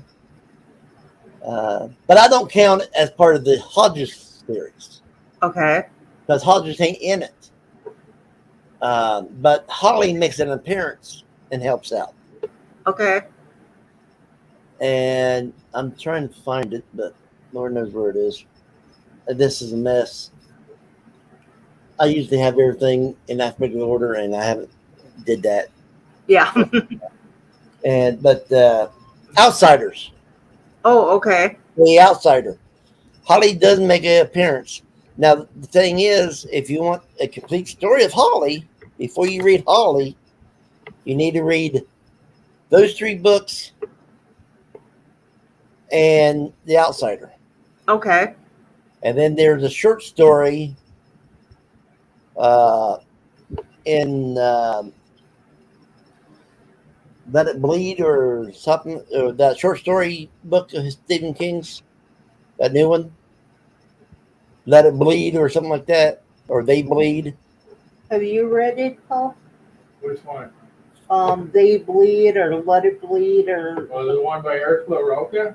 No, Stephen Stephen King. King. No, I haven't read that one. Okay, but it says to read the 3 Hodges, The Outsider, and the short story before you read Holly. Okay. So he has a lot of reading if he does it that in that order. Yeah. But the thing is, you'll find out a lot about her in the Hodges. Okay. And she really didn't. I really didn't think she made a interesting character until The Outsiders. But Okay. that's because she went to help someone, and everybody going, "Oh, it's the 4th book to a trilogy." I said, "A trilogy can now have 4 books." No, But everybody is counting it the 4th book of a trilogy, well, and it ain't. what would you call it if They- this character has made appearances Okay. in other books? Okay, but if you're going to say that, you're going to have to say that The Stand is part of every book that Stephen King wrote since all the characters is in The Stand. Good point. The only thing that The Outsiders is, it has Holly coming down to help out, because in the Hodges series, they found out they was dealing with the same kind of thing that was in The Outsiders. Okay. So she had experience. Hodges was already dead by that time. Okay. So, and so it can't be a Hodges part of Hodges because Hodges was dead. She was working on her own. Okay. Yes, you can say pretty much it is a prequel to Holly. Yeah. Yeah. I can see it that way. I mean, because it is about Holly. I mean, Holly's the one that solved the mystery that was there and figured out what was they was facing and stuff. Maybe that's what it's about. It's a prequel. I mean that there I will say it probably could be counted as a prequel to Holly, but it can't be part of a Hodges series. No. It Sure. just has happened to have a character from the Hodges series in there. You see the new Children of the Corn yet? No. Yeah. I haven't read that either. Tell you the truth, I haven't seen the movie. Yeah, the the movie I've that seen the was- original ones, but not the new one. I know the book is actually a short story in a short story collection.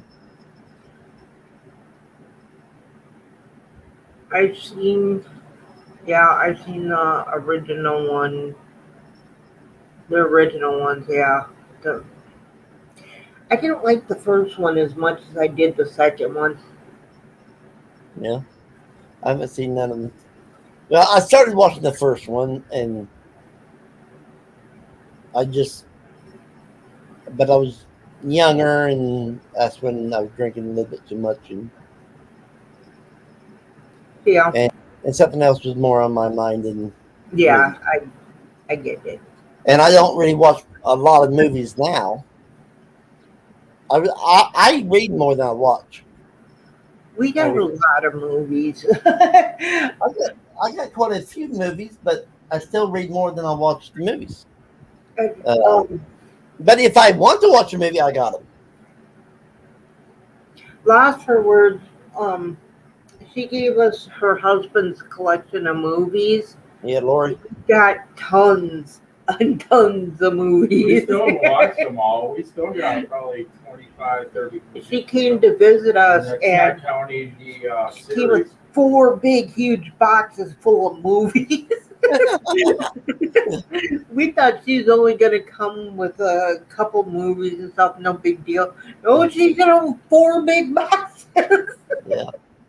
So come on, Paul, let's go get some boxes out of my trunk. What do you mean boxes? That's like plural. They're converting a lot of the books I want to read to ebooks. Is he putting a puzzle together? Interesting. Huh? Is he putting a puzzle together? No, he already did that. Yeah, it's behind you on the wall. Yeah, on the wall. Oh, cool. I was wondering if you got that one finished yet. No, he's done with his puzzles. Now he's going to get into either his painting or his color by number thingies. Mm. I just used the canvas today just to see what all the colors look like. Yeah, That's not he did gonna some be- painting It's not really earlier. going to be a painting. It's just trying So to he hasn't with the hand. he hasn't started that light bright or whatever it's called, like you do. Oh, the diamond dot? Yeah. Yeah, it's on the wall. That's on the wall too. He finished his before I finished mine. But did he like it? Did you like it? It was okay, but it was really hard on my back. Yeah. It was extremely hard on my back. I can see that. Matter of fact, he finished first because my back had gone out. So I had to take a couple days break before I could finish mine. Right. I just got to the end. It's like, let me finish it. But man, when I was in pain the next few days.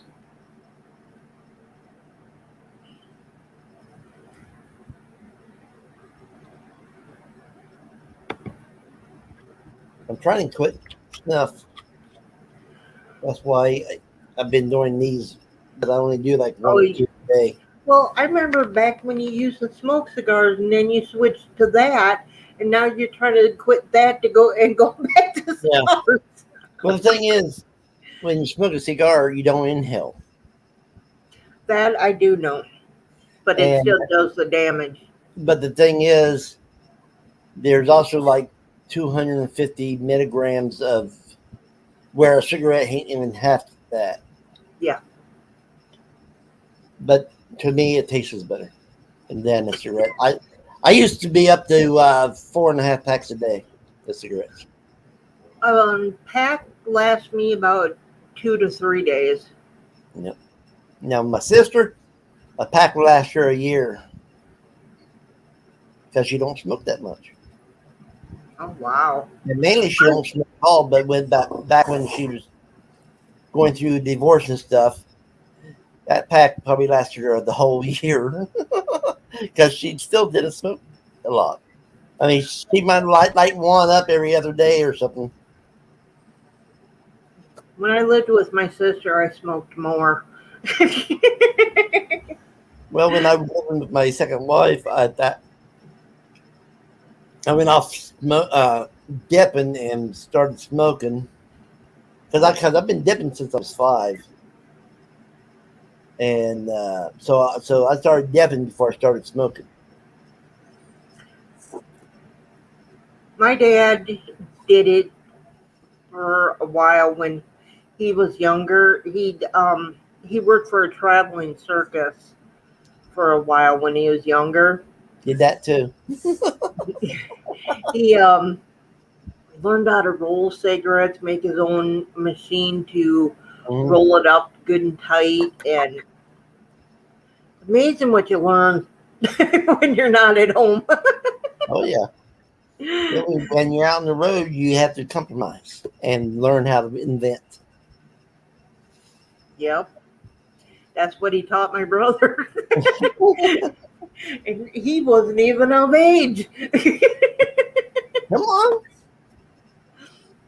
you can come up here. I ain't getting up. No. No, now usually when I go to bed, this one comes up and sleeps in this chair.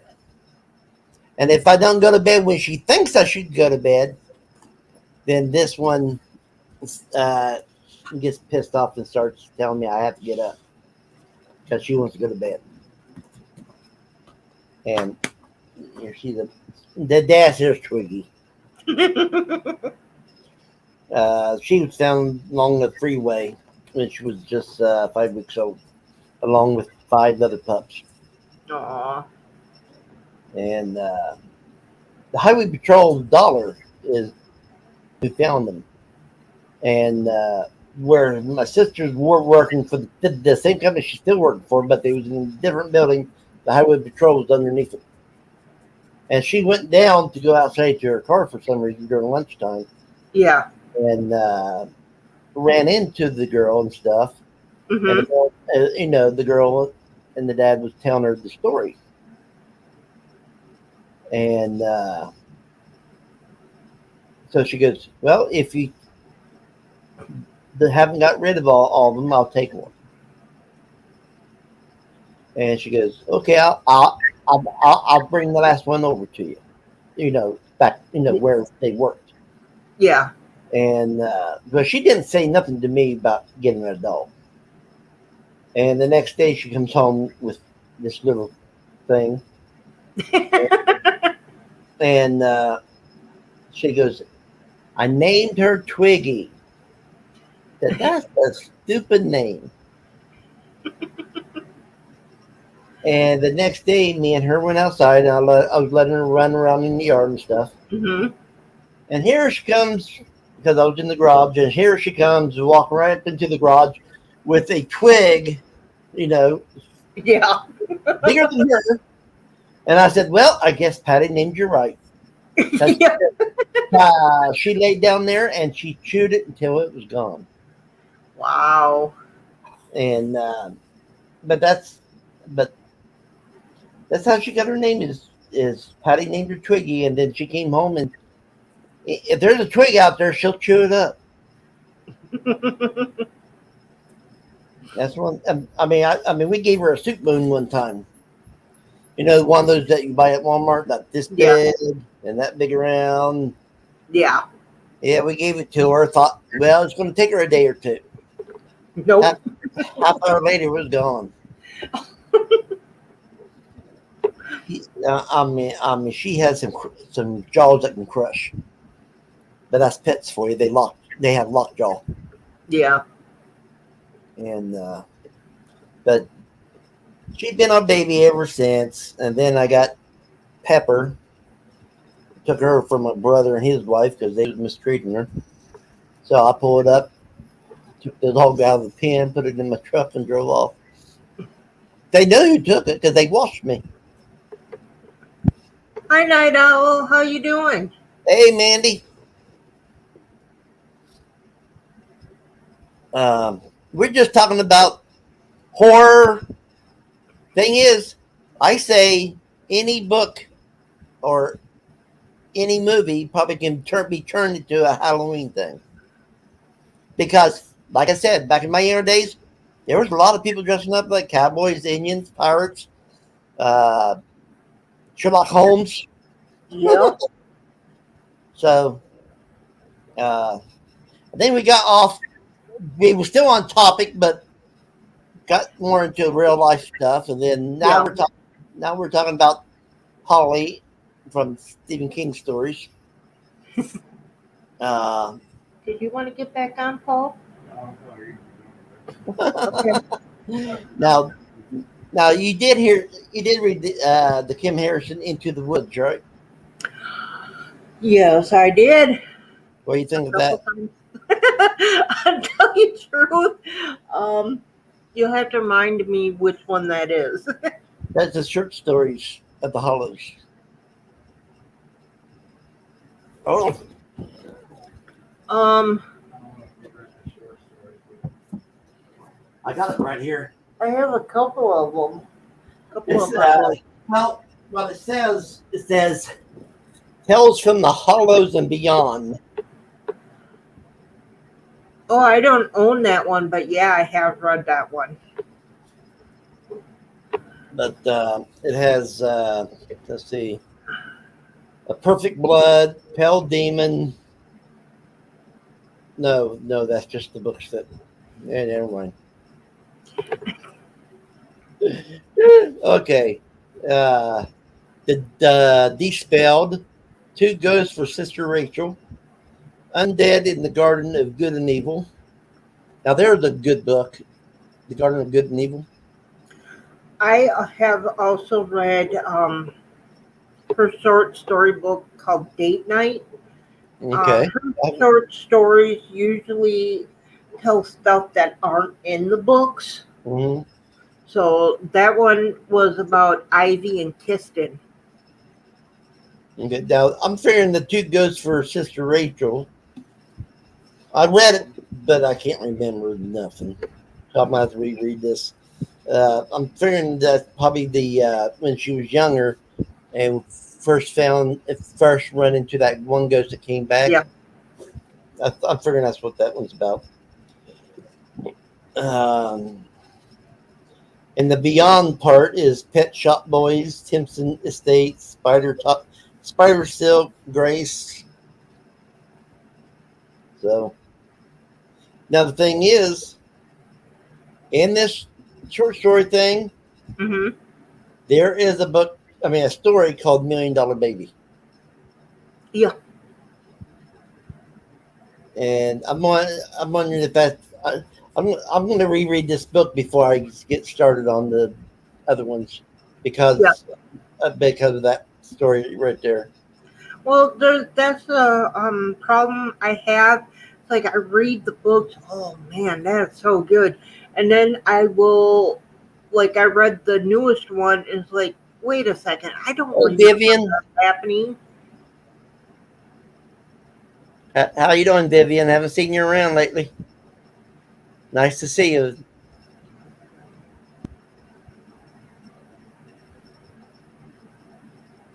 Is there someone you can't see? Oh, I can see. I Okay. can see everyone. Vivian, Mandy. We need to send Christmas cards to Mandy. Yeah, I like her. She's a good girl. And avid reader is Vivian. It's the same person, the avid reader and Vivian. Well, I kind of figured that they have the same picture. I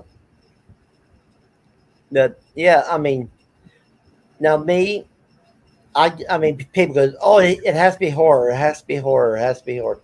I'm like, no. Sometimes around Halloween, I like to read a good Western or a good mystery or a good thriller. Don't tell me what I have to read because I ain't going to read it if you tell me. I hate people trying to tell me what to read, when to read it, and how to read it. I can't read it. Nope. If you tell me to it, I can't do it. Mm-mm. Nope, me either. Well, it's not that I can't. It's just that I won't. Oh, I can't. Cause like when I was in school, the teachers say, "Well, read your history book, read your English book, whatever." I couldn't do it. That's awesome, Vivian. How are you doing with it? That's hard. I'm down to size 44 pants. My sister had that same surgery. She had trouble with it. Well, I know 3 or 4 people that died because of it. Feel like shit? Yeah, I bet. It's learning how to control what you eat. Yeah. You got to measure everything Yeah. out. My Yeah. sister had trouble with it. But Yep. yeah. Well, by now you would think that you should be able to eat something solid. By now. My, She my had it sister- done in April. my sister mainly lived off of yogurt for the longest time, and my son basically had to finish her dinners. Hmm. Well, hopefully it works out for you, hon. Just drinking protein shakes. Yeah, at least you're getting protein. Yeah. Ice cream probably won't hurt either, but you only need a teaspoon. Yeah, that's about it. Oh, I don't know if I could do that. I'd have to make Paul go someplace else to eat. Down Oh, 80 you're down pounds? 80 pounds already. Awesome. Yeah, you lose it quickly. As long as you constantly are exercising, you lose it quickly. Yeah, I mean, the bad thing about it is a lot of them has to go in and get the excess fat cut off. Yes, that yeah, you do. Yeah. That's not exactly cheap. So Yeah. I'm wishing you luck, hon. I'm wishing you luck with that. I hope it works all out great, and I hope that sooner than later that you can start eating a little bit more. But the only thing I see that's good for it is if you're too sore to do anything, you're too sick to do anything except for sit there and read. Yeah. I might be able to finish all these books if I did that. Because believe me, I mean, I will admit, I'm a big baby when it comes to. I mean, I can take a lot of pain, but if it's too much for me, I'm a baby at that point. And there's nobody here that babies me. Paul is the big baby, and so I would constantly get up and have to do stuff. Right? But, you're a heathen girl. Yeah, you are. But I love you anyway. Yes, I do. And I already picked my picks for Sunday and Monday.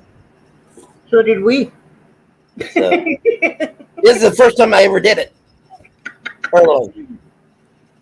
We always do. Oh, you like J.R. Ward? I got a couple in the free pile down there that I'm going to give away once I hit 300. You might like J.K. Ward.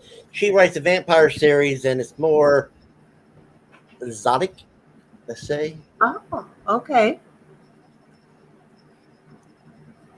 And I got 2 books down there because I'll probably never read them. That somebody gave me, and I figured, well, I probably will never read them, so I might as well give them away to someone that will read them. So once they go up, you better win if you want to read.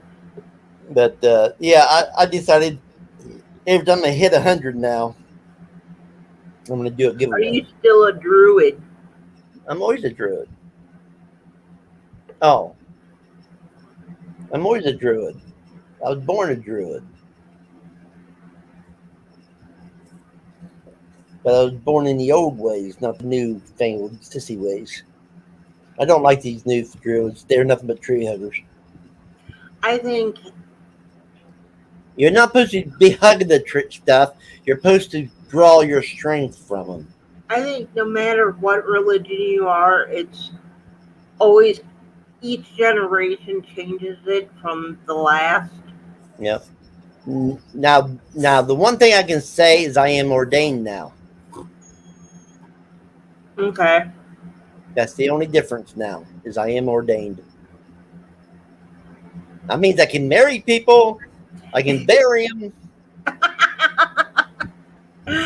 But either way, I'm dealing with some kind of death.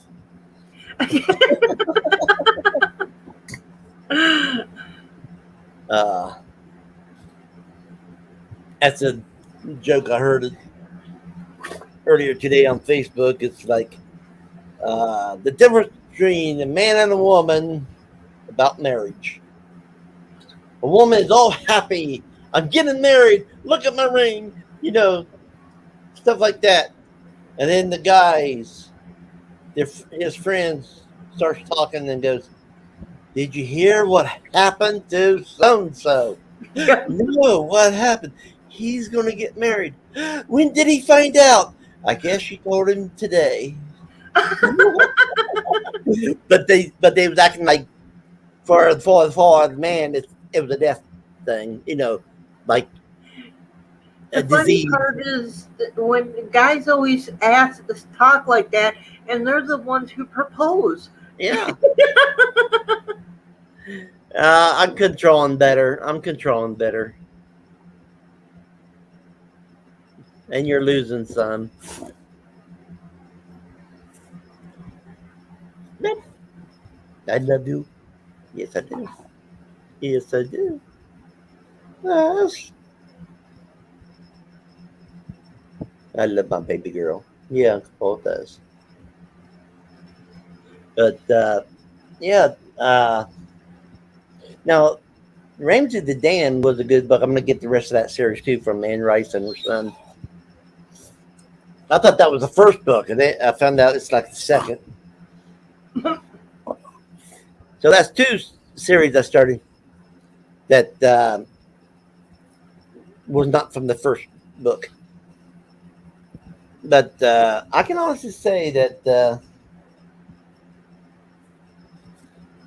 this one here is the first book. And it's from Jonathan Mayberry, and I'll never finish the series ever because I'm having a hard time with this book. I think it's boring. It's slow. I'll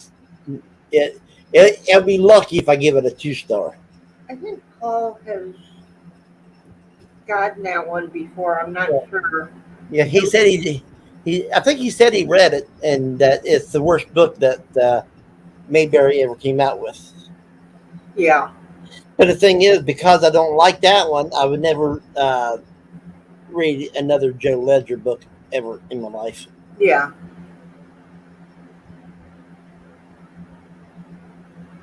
Good. Glad to hear that, Ben. But yeah. I mean, but this book, yeah. And then he showed me the first book that came out, and I'm gonna have to get that one now because I'm really enjoying Isabel Canas.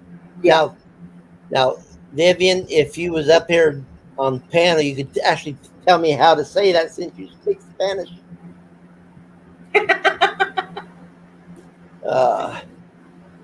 I mean, she is from the Spanish world.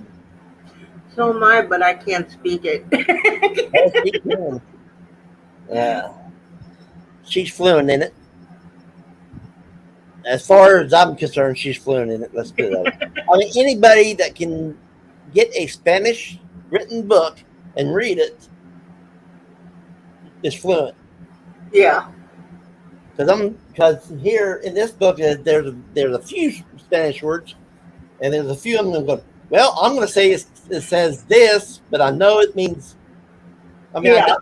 I know what they are and stuff. I just to be able to say it. I Learning how to can't. pronounce it. Yeah. Now chaparral, I know how to say that. That's, to my knowledge, that's the way you say it because I used to watch High Chaparral. Yeah. But yeah, Tians, that's the lower form on the chaparrals. It's the ones that's going to bust the broncs and Yeah. watch the sheep and all that nice stuff. Handle the cattle.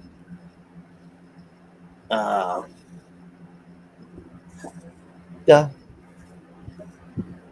Yes, you my baby. But no, I'm not going to bed. Even when I get off the live, I'm probably going to read. Did I say something wrong? We better go there on the bed and lay down with Pepper and just go to sleep.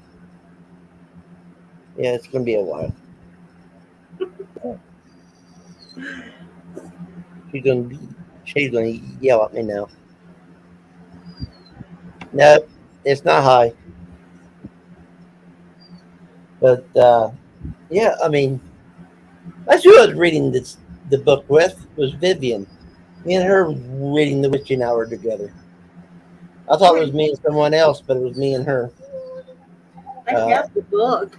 A year or two ago. I mean, it's a great book. You gotta read it. If you haven't read it, read it. Will you stop it? And I want to strangle the ant in that book. She is a B word and a half. I mean, in The Witching Hour, I just want to strangle that witch. And I can say it because she is a Mayfair witch. But I just wanted to strangle her. I mean, okay, there are some people going, oh, I don't like this character because I couldn't stand him. It's so mean. Thing is, you need those type of characters to love because without them, your story's boring. Yeah, that is true. Quit!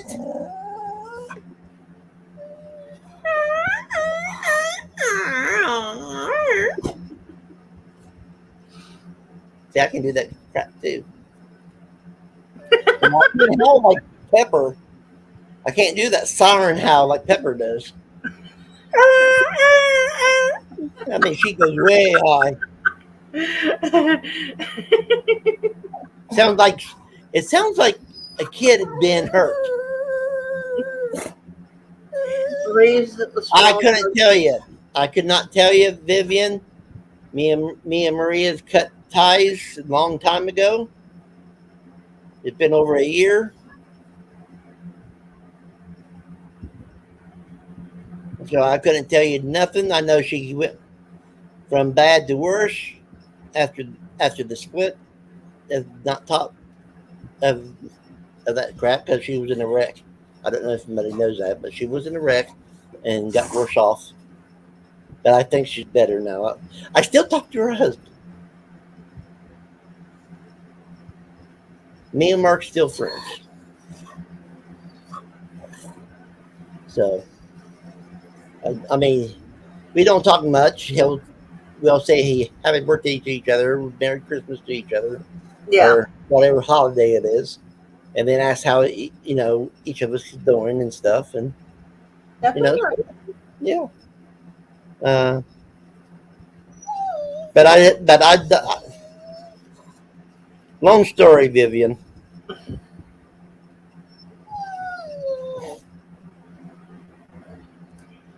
Just one of them stories you don't want to get into. Because the thing is, I'm not into drama no more, and drama can stay away from me. And you're being dramatizing. There's no such word.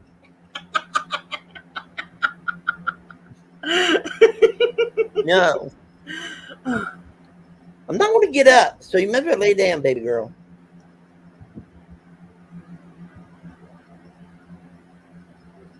I can stick my tongue out at you too.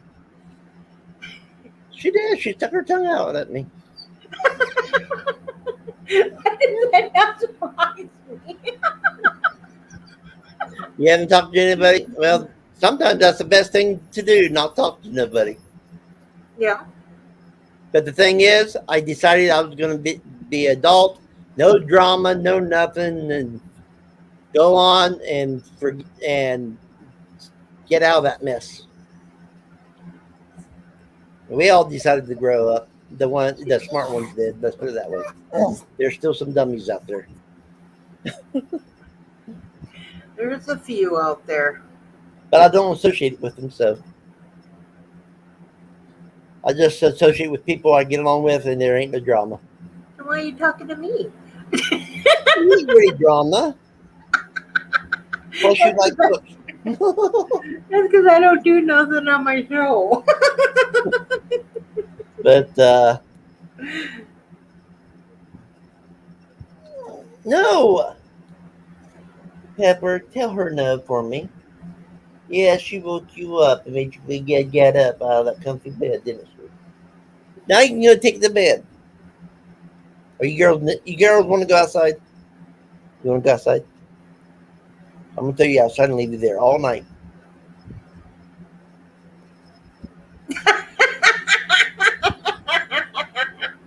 That's what she did. I think that's her way of flipping you the bird.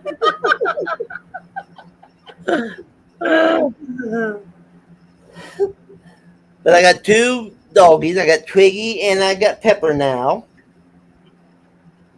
And yes, they're both part pit bull. One's pit bull and black lab. The other one's pit bull and a what's the other called?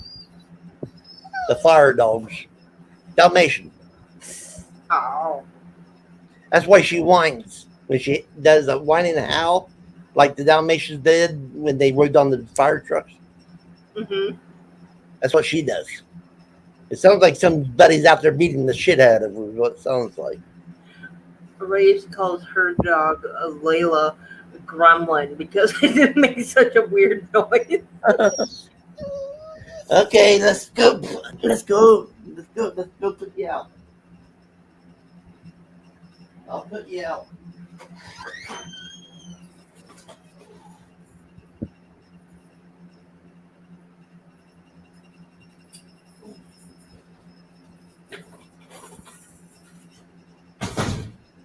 You ready to, baby girl? You haven't been out for a while. Come on. Come on.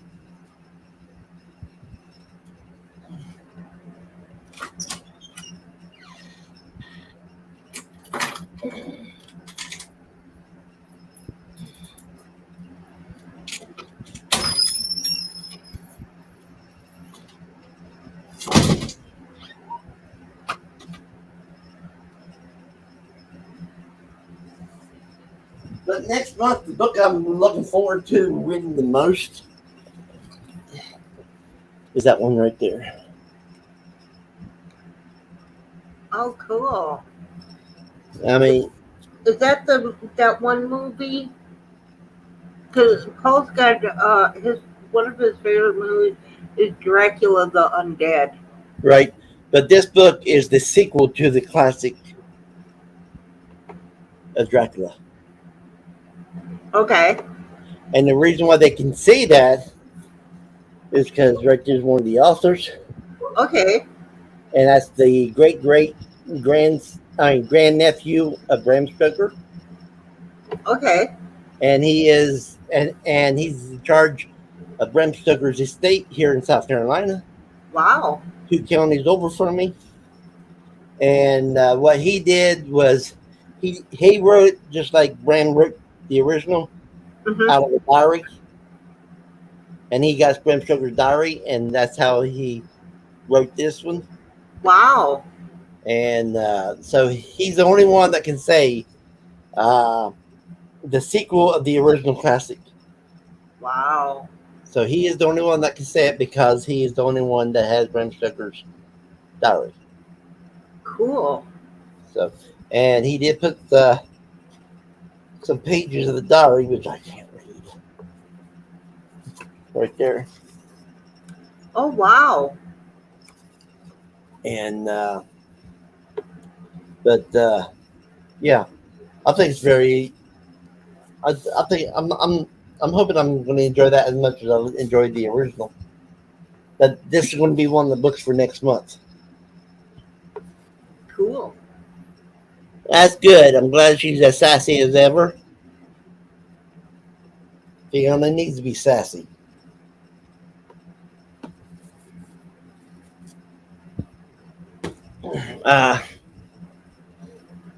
But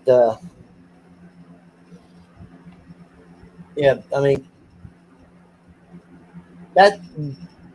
I'm still trying to get to meet the guy, Backley, or that's the way I pronounce it anyway. Yeah. But I'm trying to meet him and see if he won't let me, do a interview with him on here. I think people would enjoy that. Yeah. I mean, the thing is, he could tell us more about Bram Stoker than anybody else, and that's what I wanted to know. It's not only the book. I just want to know more about Bram. Yeah. Now, if you read Dracul, now it's the same guy. His great nephew, grandnephew, helped write that one. It's called Dracul, and what he did was he told a little bit of history about Bram as he was telling a vampire story. He involved the vampire along with Bram growing up, because one thing that most people don't. Oh, your mom has a Chihuahua. Ankle biters. They hate me. My aunt had a Chihuahua, and it liked everybody. I was just a little kid, and every time I walked into her house, it started biting my ankle. That's anybody who owns a Chihuahua.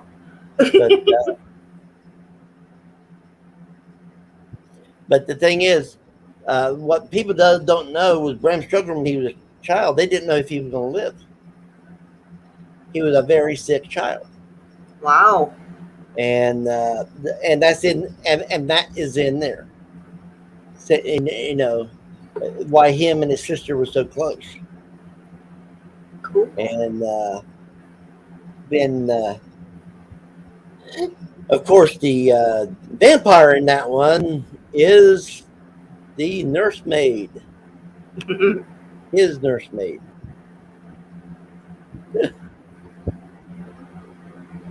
I'm sorry about that, Vivian.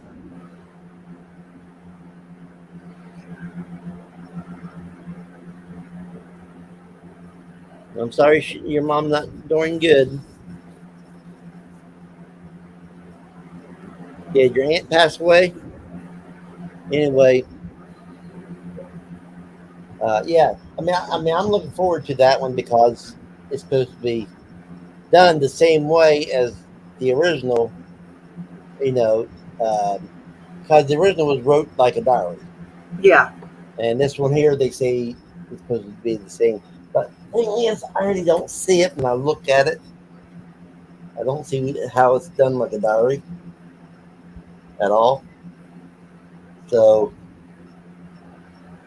but the thing is, a lot of people hate Deco Edges. Yeah. But I love Deco Edges. That's the way they was back in the 1800s.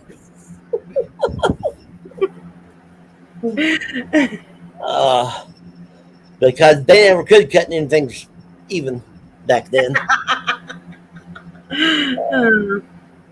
But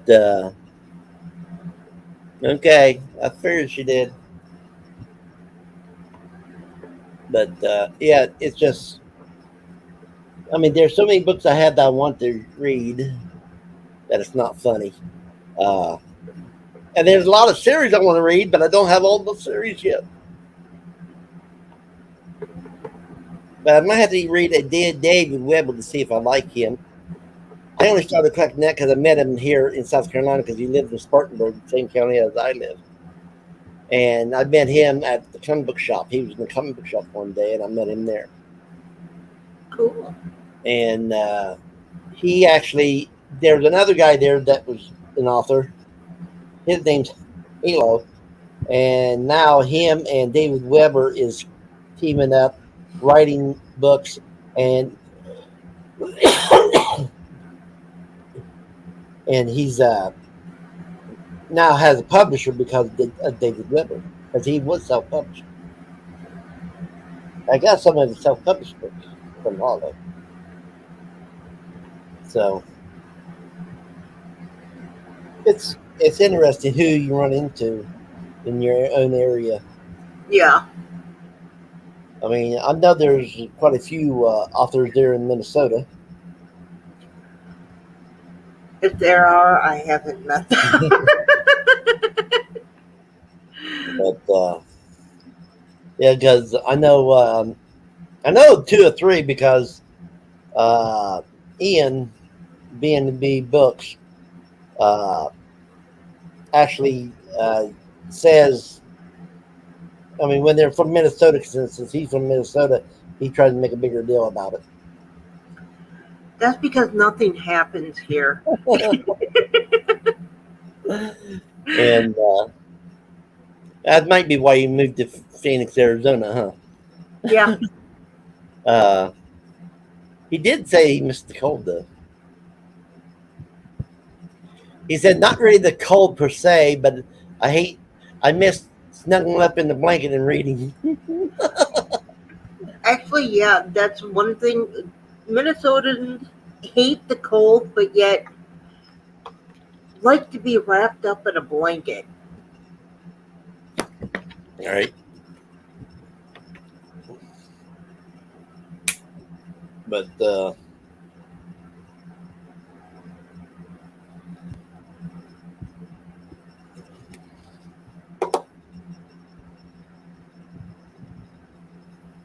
so, are we running out of stuff to talk about, or what? I think so. A matter of fact, I was thinking about letting you go because I haven't taken my medicine or anything. Well, I took mine before I started the live, so Well, I can't take mine till 8:30, and it's like 10 after 10.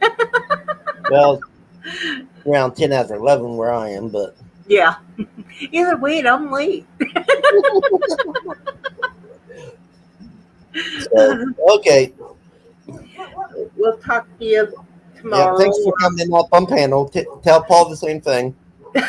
Well, technically, he was the one who came on panel. Yeah. And then he suckered you into it, didn't he? Yeah. Here, take over for a minute, and never came back. He does that all the time. So we'll talk to you later. Take care, Iggy. Yeah, you too. So, Vivian, you're saying the Jersey is bipolar, huh? The weather in Jersey is bipolar. You have a good night too, hon. I hope everything's running smoothly with everybody in your household.